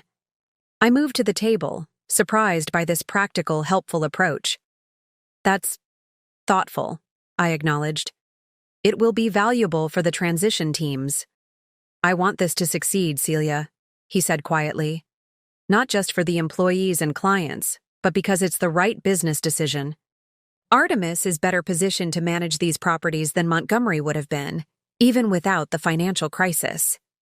His acknowledgement was unexpected, a level of professional respect I hadn't anticipated given the circumstances. There's something else, he continued, removing a USB drive from his jacket pocket. This contains my personal analysis of what went wrong with Montgomery's expansion strategy, the mistakes I made, the warning signs I ignored, the cultural issues I fostered that allowed problems to be concealed rather than addressed. He placed the drive on the table beside the folders. It won't change what's happened, but perhaps it will help Artemis avoid similar pitfalls in the future. I studied him, searching for the pride or resentment I had expected. Instead, I found something that looked remarkably like acceptance, not just of the business situation, but of his role in creating it. "Why are you doing this?" I asked finally. "You could have simply stepped aside, taken your settlement, and disappeared to lick your wounds. Most people would in your position." Ander met my gaze directly, his expression contemplative. "Do you remember when we met? At the International Hotel Investment Conference?" "Of course," I replied, somewhat thrown by the change in direction. "You were the keynote speaker. I asked a question that challenged your projection models." "And I was impressed," he continued. "Not threatened. Intrigued by your perspective, not dismissive of it. Somewhere between then and now, that changed. I stopped seeing your intelligence as attractive and started seeing it as, I don't know, competitive, maybe, challenging to my self-image." He shook his head slightly as if still trying to understand his own evolution. "I built Montgomery around a singular vision, mine. I never learned to truly incorporate other perspectives, to recognize that different approaches might be valid, or even superior. That worked when the company was small, when the industry was simpler. But as we expanded, it became a liability," I finished for him. "Exactly." He gestured to the folders and drive. "So I'm doing this because it's the right thing to do for the people who depend on these properties, staff and clients alike. And because maybe, in some small way, it addresses the fundamental flaw that brought us to this point. My inability to recognize and value perspectives different from my own." The sincerity in his voice was undeniable, cutting through my practiced professional detachment. This wasn't the defensive, angry reaction I had prepared for, nor the broken capitulation I had half expected. This was something else entirely, a clarity born from crisis, a recognition that seemed genuine rather than strategic. "I appreciate this," I said finally, indicating the materials he'd prepared. "It will make the transition smoother for everyone involved." He nodded, apparently satisfied with this acknowledgement. "There's one more thing," he added, reaching into his pocket and removing a small velvet box. "This belongs to you." I recognized it immediately. The vintage sapphire ring my grandmother had given me, the one I'd stopped wearing years ago when it became clear that Ander viewed me primarily as an extension of himself, rather than as an individual. "I found it in your jewelry box this morning," he explained. "You used to wear it all the time, then suddenly stopped. I never asked why." "It was my grandmother's," I said, accepting the box but not opening it. "She gave it to me when I graduated from Stanford, said it was to remind me that I could achieve anything I set my mind to, regardless of what anyone else believed." Understanding dawned in his expression. "And you stopped wearing it when I started treating you as just a wife, rather than the accomplished person you are." "Yes," I admitted. "It felt inconsistent with who I'd become in our marriage." Ander nodded slowly. "Perhaps you'll wear it again now," he suggested. "Now that everyone can see what your grandmother already knew, and what I should have remembered." The moment stretched between us, laden with the weight of 8 years of marriage, of patterns established and expectations formed, of dismissals accumulated, and now perhaps of recognition finally offered. The transition announcement to senior. "Staff is at 3, I said, returning to practical matters rather than dwelling in emotional territory that felt too complex to navigate in this setting. "Will you be attending?" "If you think it would be helpful," he replied. "Some of them might," Respond better if they see us presenting a united front regarding the acquisition. I do, I confirmed. It would demonstrate that this is a business decision, not a personal vendetta. Then I'll be there, he said simply. He moved toward the door, then paused. For what it's worth, Celia, I am sorry. Not just for the company's failure, but for failing to see you clearly, for reducing you to a role, rather than recognizing the person filling it. As he left, I remained at the conference table, surrounded by the detailed briefings he had prepared. His final professional act as the founder of Montgomery Luxury Properties. The folders contained practical information that would facilitate the business transition. But his words had opened a different kind of transition, one less easily defined or managed, one whose outcomes remained uncertain.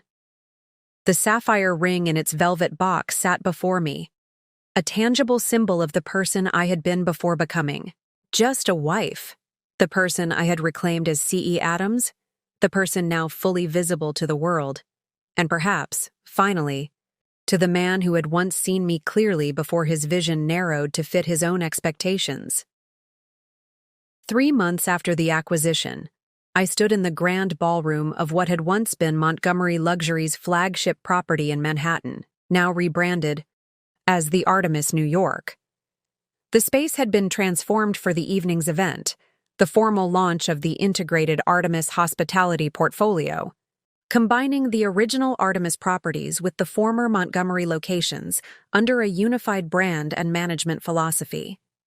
The guest list included industry leaders, financial analysts, media representatives, and key clients from both Artemis and Montgomery properties. It was, by any measure, the hospitality event of the season, marking not just a successful corporate acquisition, but the emergence of what financial press had already dubbed the new luxury hospitality powerhouse. Quite a triumph, Crystal Wilson remarked, appearing at my side with 2 glasses of champagne. She handed one to me, her expression openly admiring. 3 months from acquisition to full integration, with barely a hiccup in service at any property. The industry is impressed. I accepted the champagne with a smile. The transition teams exceeded expectations, and having detailed property briefings from the outset made an enormous difference. We both knew I was referring to Anders' comprehensive documentation, which had proven invaluable during the integration process. His insights into staff dynamics and operational quirks had allowed the Artemis teams to navigate potential pitfalls with unusual precision. Speaking of which, Crystal said, glancing across the room, your former husband seems to be adjusting to his new role rather well. I followed her gaze to where Anders stood in conversation with several hotel industry executives. As part of the acquisition agreement, he had accepted a 1-year consulting position, lending his expertise to the transition while gradually detaching from the company he had founded. The arrangement had raised eyebrows initially. Conventional. Wisdom suggested a clean break would be simpler, but over the past 3 months, it had proven surprisingly effective. He knows these properties better than anyone, I said, and he's been remarkably helpful throughout the process. Crystal studied me with characteristic perceptiveness. Just helpful? Or something more? The question touched on complexities I was still processing. In the month since the acquisition, Ander and I had maintained a strictly professional relationship during business hours. Our interactions had been focused entirely on the transition, property assessments, staff reorganizations, client continuity, strategies. The personal aspect of our relationship remained undefined, suspended in a state of neither reconciliation nor dissolution. It's evolving, I admitted. We haven't made any decisions about our marriage. The focus has been on stabilizing, the business first. Crystal nodded, understanding. And now that the business is stable? Before I could respond, Alexis appeared with her tablet in hand, professional as always despite the celebratory setting. I'm sorry to interrupt, but the presentation is scheduled to begin in 15 minutes. The technical team needs a final confirmation on the sequence. I excused myself from Crystal, grateful for the temporary reprieve from questions I wasn't yet ready to answer definitively. The truth was, I didn't know what would become of my relationship with Ander.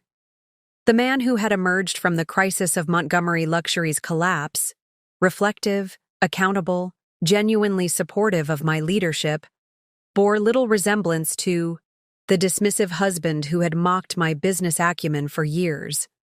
Whether this transformation was permanent or merely a temporary response to dramatic circumstances remained to be seen. And whether it could possibly overcome the accumulated weight of years of dismissal was a question I had deliberately postponed addressing. After confirming the presentation details with the technical team, I made my way to a quiet corner of the ballroom to review my remarks one final time.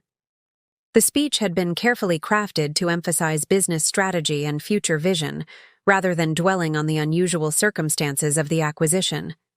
Tonight was about looking forward, not backward. Nervous, I looked up to find Ander standing. Nearby, his expression thoughtful rather than challenging. Focused, I corrected with a small smile. It's an important moment for the company. He nodded, understanding the distinction. The integration data is impressive. Guest satisfaction scores have actually increased at the former Montgomery properties since the transition began. Your briefings made that possible, I acknowledged. Knowing the specific challenges at each location allowed us to address them systematically rather than discovering them through trial and error. A moment of comfortable silence fell between us, a rarity in our recent history, where conversations had been either professionally purposeful or awkwardly constrained by our undefined personal status. I've been thinking about what happens next, Ander said finally. My consulting agreement has 9 months remaining, but the critical transition phases are complete.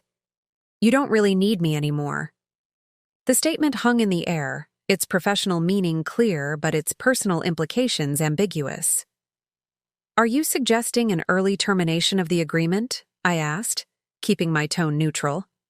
I'm considering options, he replied carefully. I've received several offers, advisory roles, investment opportunities, even a university position teaching hotel management.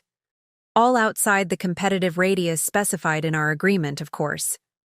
Of course, I echoed, processing this information.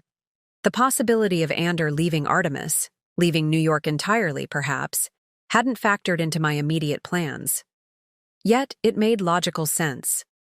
The man who had built Montgomery Luxury from the ground up was unlikely to find long-term satisfaction in a supporting role at the company that had acquired it, regardless of who led that company. And what about... I hesitated, unsure how to phrase the question that necessarily followed. Us? He finished for me. That's a separate consideration, one I thought we might discuss when you're ready. When we're both ready.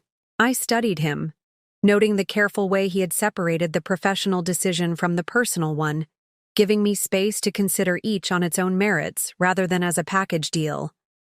It was a subtle but significant departure from his historical approach, where personal and professional concerns had been inextricably linked according to his preferences alone. Before I could respond, Alexis appeared again, signaling that it was time for the presentation to begin. The moment for personal discussion would have to wait. Ms. Adams, she said formally, conscious of the public setting. We're ready for you. I nodded, gathering my notes. We'll continue this conversation later, I told Ander, who acknowledged with a simple nod before stepping back to allow me to proceed to the stage. As I moved through the crowd toward the podium, I felt the weight of my grandmother's sapphire ring on my finger, restored to its place after years in a jewelry box, a tangible reminder of the journey from dismissed wife to recognized business leader. Whatever happened next, with the company, with Ander, with the life I was now publicly reclaiming, would be my choice, made from a position of acknowledged strength rather than underestimated potential. The spotlight found me as I took my place at the podium, the assembled industry leaders and media representatives falling silent in anticipation. 3 months ago, Many of them had been shocked to discover that the mysterious C.E. Adams was actually Celia Montgomery, dismissed as just a wife by the man whose company she had acquired. Tonight, they waited to hear from Celia Adams, CEO of the newly expanded Artemis Hospitality Group, recognized not for the unusual circumstances of her rise to prominence but for the business acumen that had made it possible. "Good evening," I began, my voice steady and clear. "Thank you for joining us to celebrate not just the completion of an acquisition, but the beginning of a new chapter in luxury hospitality." As I continued with my prepared remarks, outlining Artemis's vision and strategy for the future, I caught Anders' eye in the audience. His expression held something I had rarely seen during our marriage: genuine, unqualified respect. Not for my role in relation to him, but for my capabilities independent of any connection to him. It was, I realized, what I had wanted all along. Not revenge or vindication, but simply recognition. The opportunity to be seen clearly, to have my abilities acknowledged rather than dismissed, to be valued for what I could achieve rather than how I could support someone else's achievements. The acquisition of Montgomery Luxury had made that recognition public and undeniable.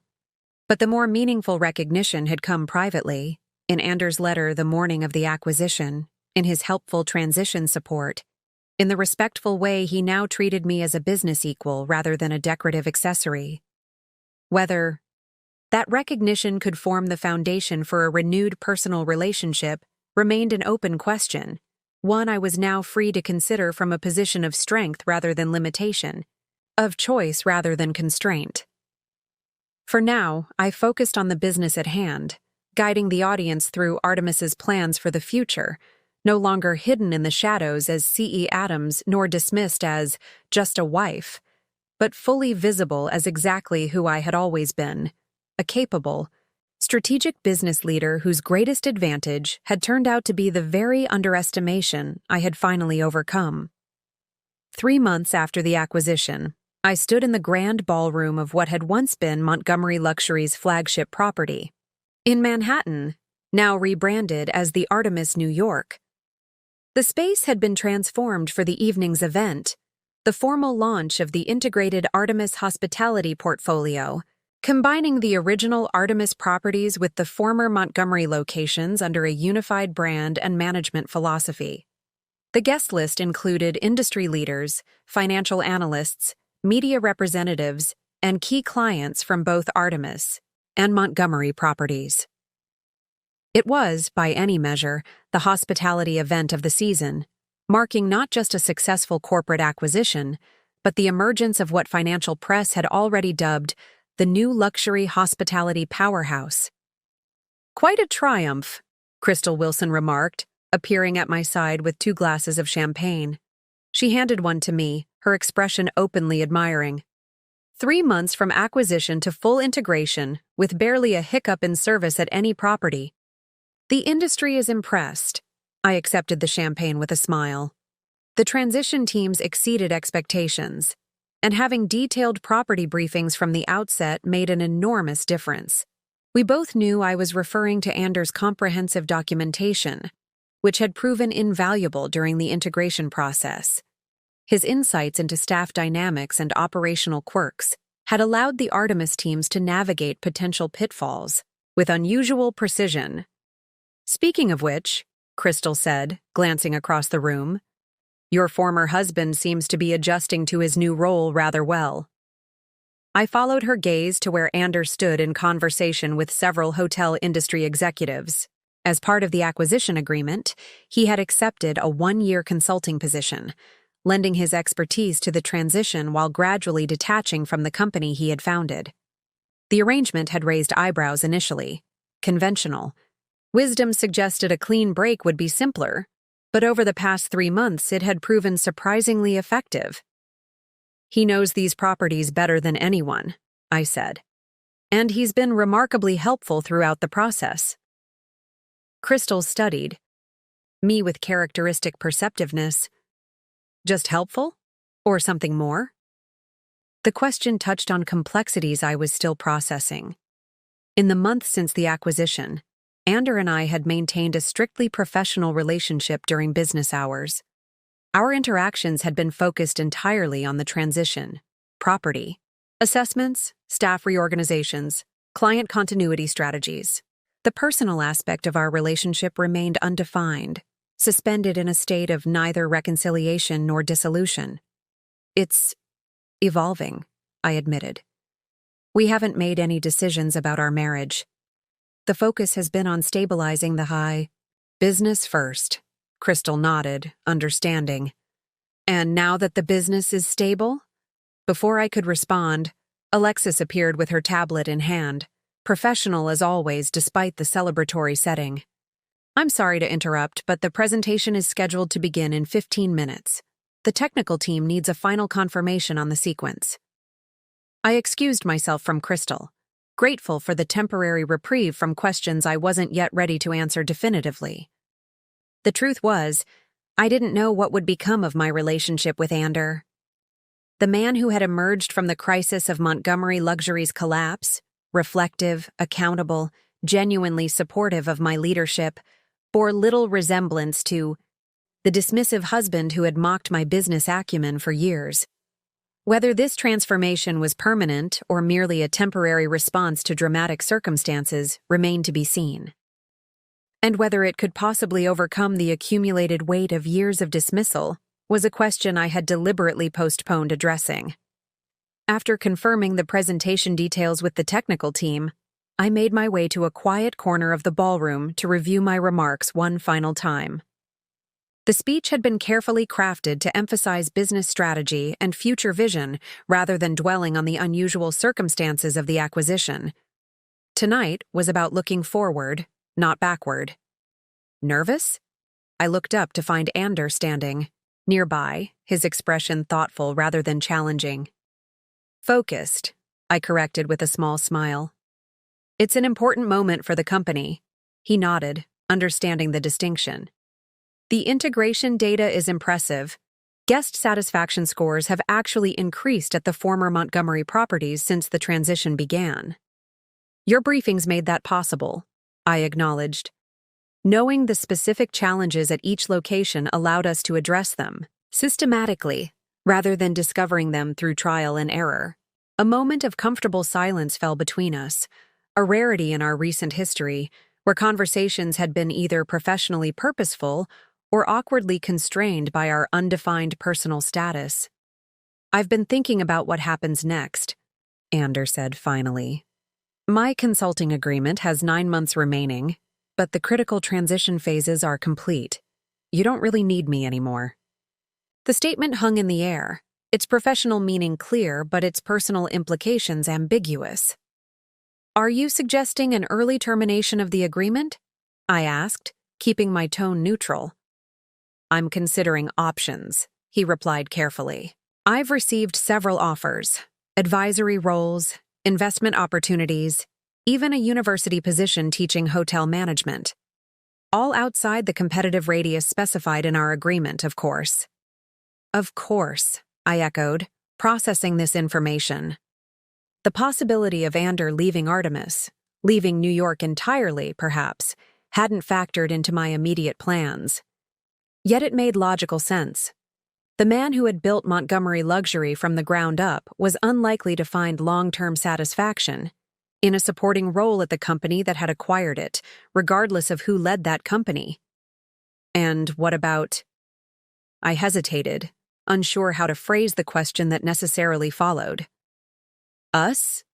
He finished for me. That's a separate consideration, one I thought we might discuss when you're ready, when we're both ready. I studied him, noting the careful way he had separated the professional decision from the personal one, giving me space to consider each on its own merits rather than as a package deal.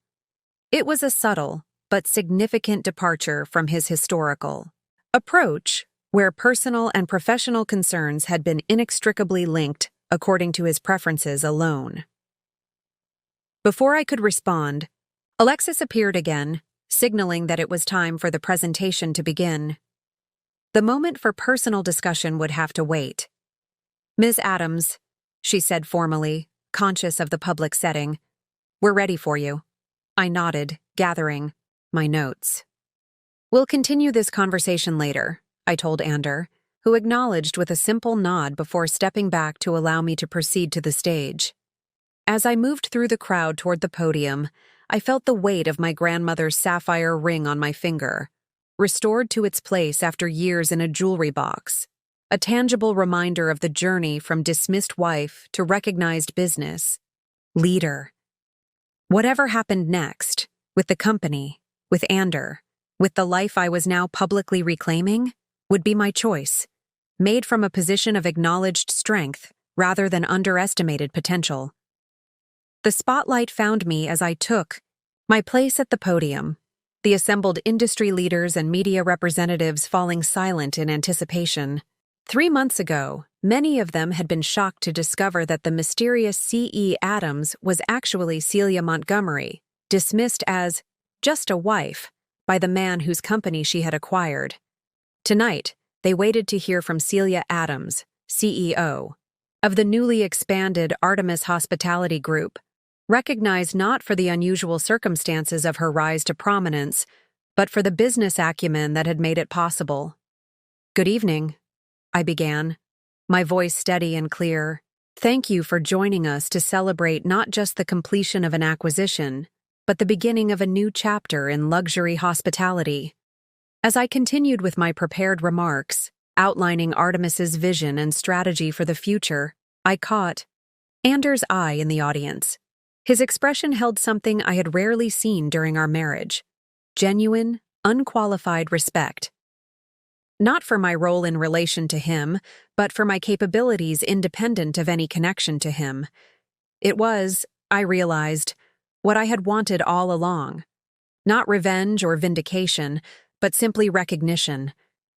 The opportunity to be seen clearly, to have my abilities acknowledged rather than dismissed, to be valued for what I could achieve rather than how I could support someone else's achievements.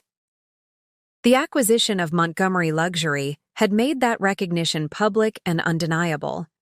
But the more meaningful recognition had come privately, in Ander's letter the morning of the acquisition, in his helpful transition support, in the respectful way he now treated me as a business equal rather than a decorative accessory. Whether that recognition could form the foundation for a renewed personal relationship remained an open question. One I was now free to consider from a position of strength rather than limitation, of choice rather than constraint.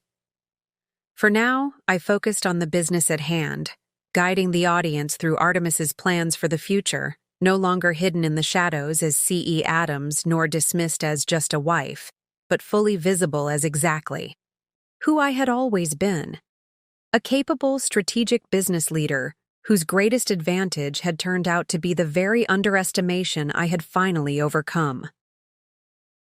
6 months after the integration celebration, I stood at the floor-to-ceiling windows of the Artemis Executive Suite, watching the late afternoon sunlight gild the city skyline. The view was different from the one I'd had in my lady's study at home. More expansive, more public, the visibility a fitting metaphor for the transformation my life had undergone. My phone buzzed with a message from Ashley. "Forbes interview, confirmed for tomorrow at 11. They're focusing on the 1-year acquisition anniversary piece." The business press had maintained steady interest in the Artemis Montgomery story, though the angle had gradually shifted from the personal drama to the business success. The integration had exceeded financial projections, with the former Montgomery properties showing significant improvement in both guest satisfaction and profit margins once Artemis management principles were fully implemented. Even more gratifying had been the industry recognition. Last month, Hospitality Executive had named me Industry Innovator of the Year, specifically citing the seamless merger of the two distinct brand philosophies into a cohesive luxury experience. The award ceremony had been particularly satisfying, as several executives who had once smiled indulgently at my charming interest in hotel operations now approached me for insights into market trends. A knock at my office door interrupted my reflections. Alexis entered with her tablet in hand, her expression businesslike as always despite the late hour. "The Singapore property final assessment is complete," she reported.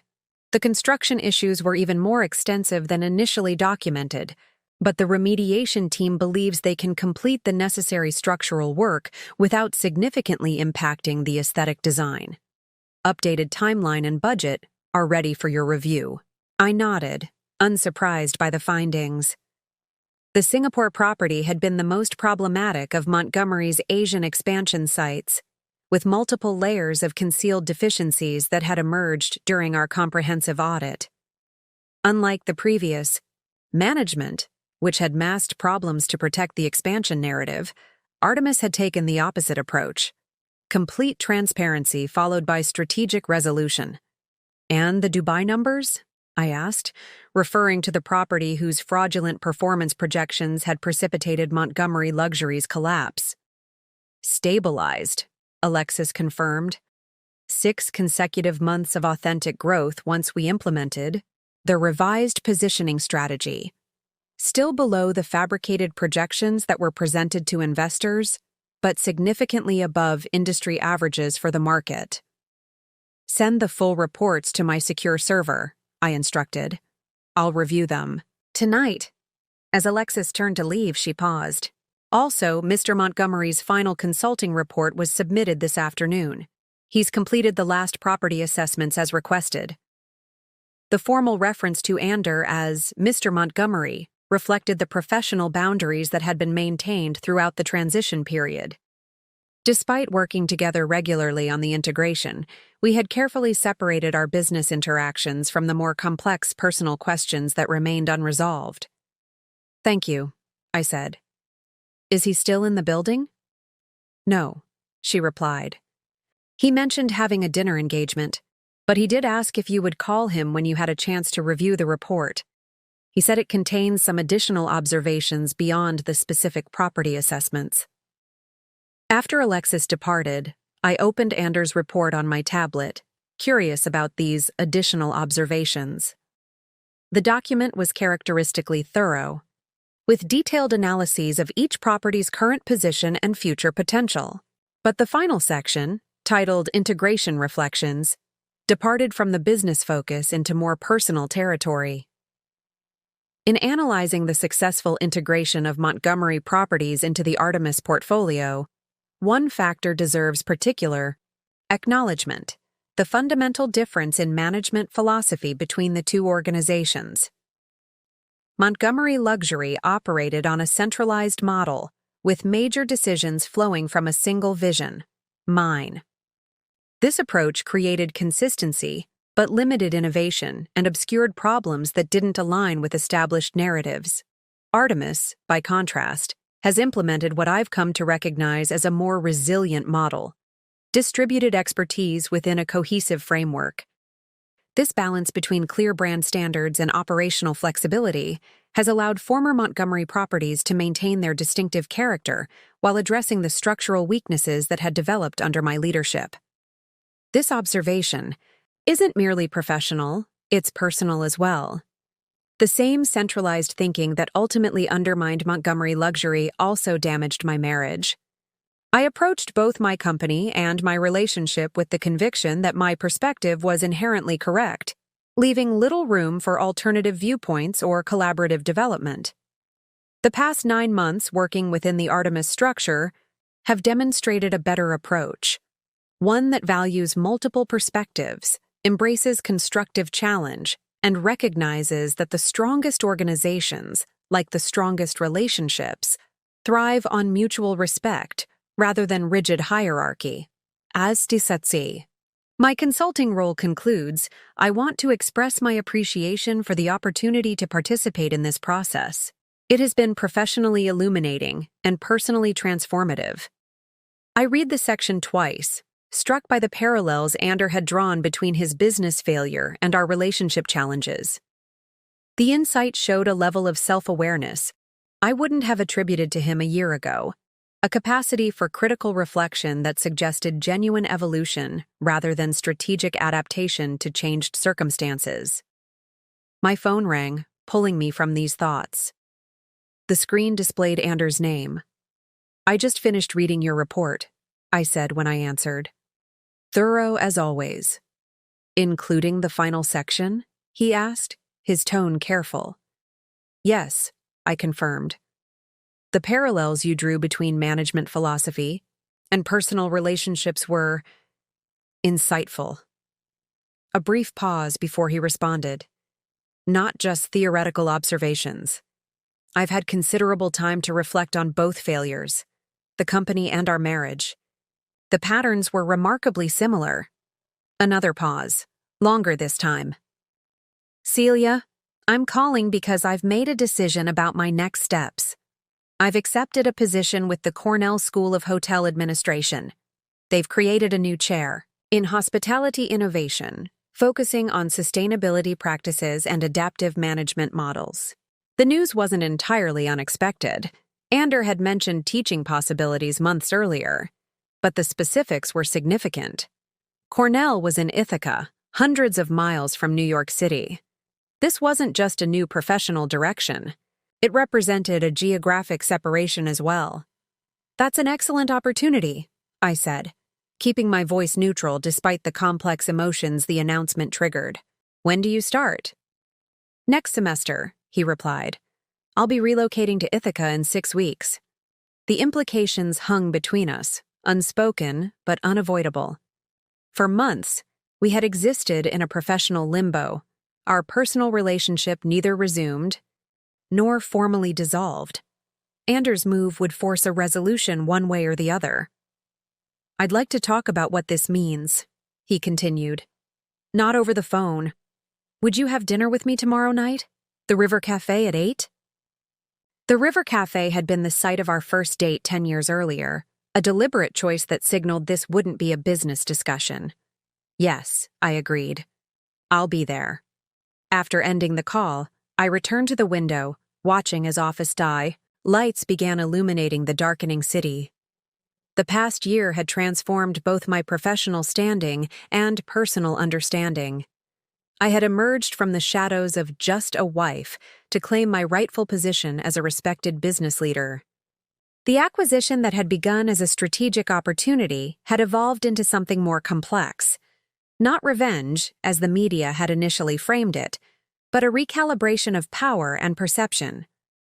Now Ander was creating his own transformation, moving from the identity of successful founder to that of academic and thought leader. The geographical distance this entailed would necessitate clarity about our relationship. Continuing together would require deliberate choice rather than comfortable inertia. As I gathered my things to leave the office, I realized I felt neither dread nor anxiety about the impending conversation. Whatever direction we chose, it would be a decision made between equals.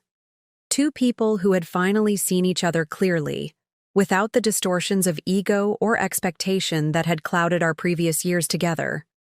The sapphire ring caught. The last light as I reached for my coat, my grandmother's gift, reclaimed after years in darkness.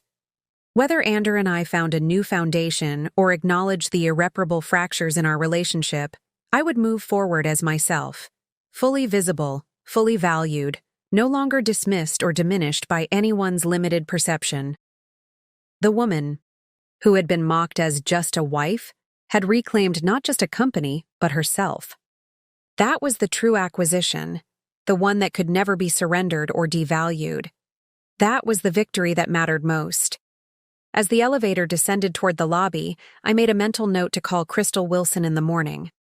Her foundation, supporting female entrepreneurs, was hosting a mentorship event next week, an opportunity to share the lessons of my journey with women just beginning theirs. Perhaps some of them faced similar dismissals, similar underestimation. Perhaps my story might help them recognize that being underestimated could become their greatest advantage if they had the patience and strategy to use it effectively. The thought brought a smile as I stepped into the evening air. The path forward remained undefined in some respects, but the essential truth had been established beyond question. I had always been more than just a wife. And now, finally, everyone knew it.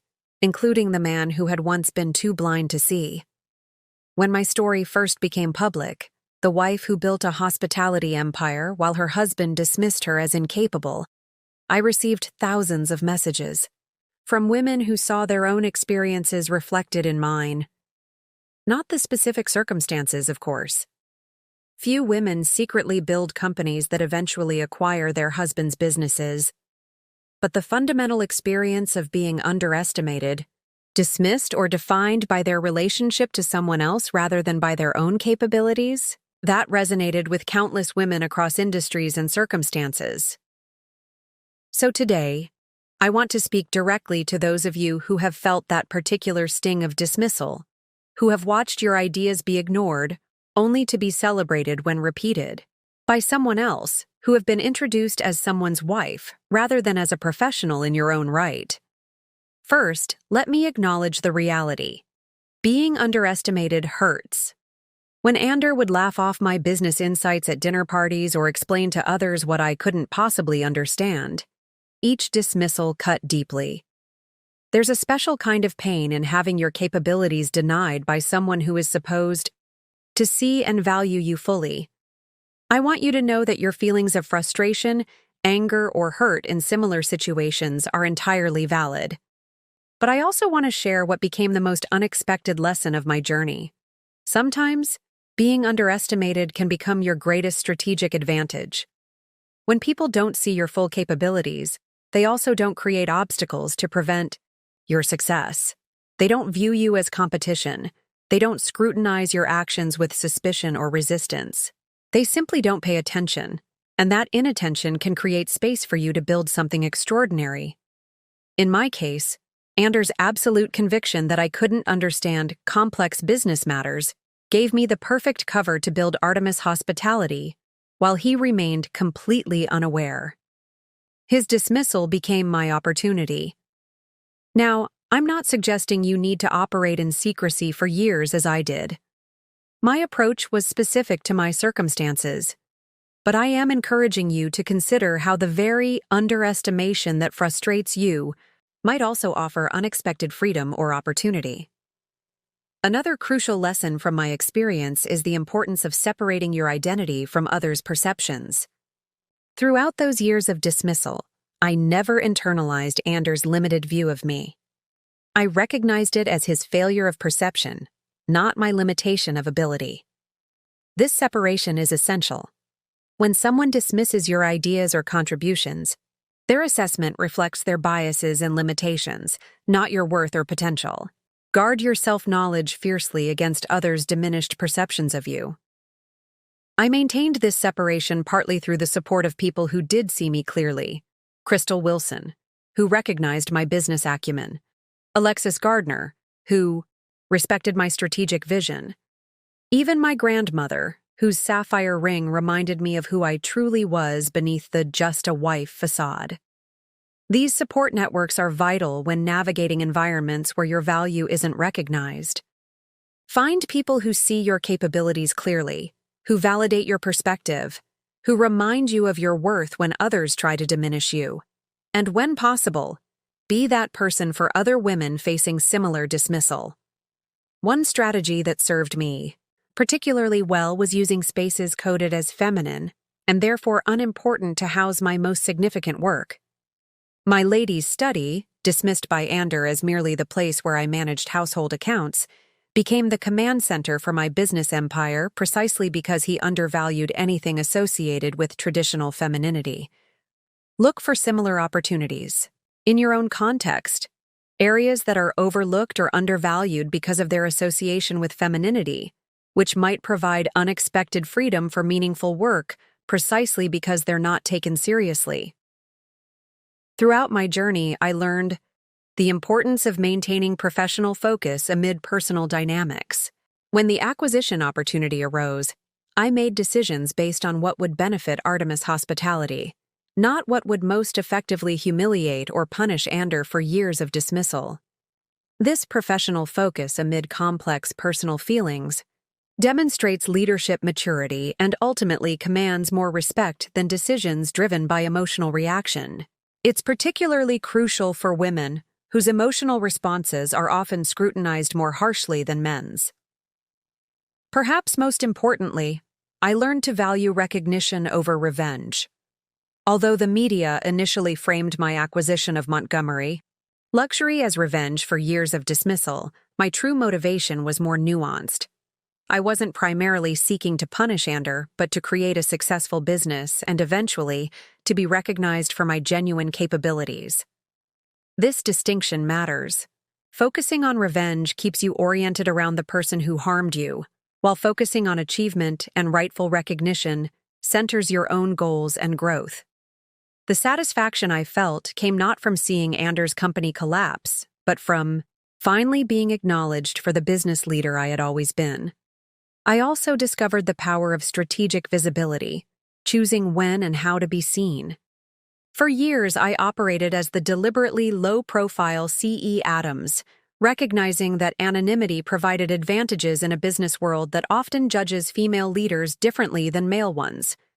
When circumstances required me to step into public view, I did so on my own terms, controlling the narrative and emphasizing business results rather than personal drama.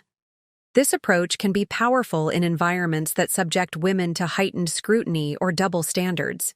Sometimes maintaining a low profile allows your work to speak for itself without the distortion of gender expectations. Other times, claiming public recognition becomes necessary to advance your goals. Finally, I want to acknowledge something that surprised me. Relationships can sometimes transform through recognition. Ander evolved from dismissing me as just a wife to recognizing me as a business equal with superior strategic vision. This transformation wasn't immediate or easy, but it demonstrated that relationships can sometimes evolve when fundamental respect replaces entrenched dismissal. Not all dismissive relationships can or should be salvaged. That's a deeply personal decision only you can make for your specific circumstances. But my journey showed me that genuine recognition, seeing someone clearly for who they truly are, can sometimes create the foundation for a new kind of connection based on mutual respect rather than hierarchical assumptions. Your own path will be different from mine. Most of you won't be secretly building companies while being dismissed as just a wife. But the fundamental principles apply across contexts. Maintain your self-knowledge despite others' diminished perceptions. Find strategic advantages in being underestimated. Build networks of people who see your true capabilities. Focus on achievement and recognition rather than revenge. And choose visibility strategically. Most importantly, remember that your capabilities are real regardless of others' ability to recognize them. The people who dismiss you reveal their own limitations, not yours. I'd love to hear your own experiences. How have you responded to being underestimated? What strategies have worked for you? What challenges are you still navigating? Share your insights in the comments below.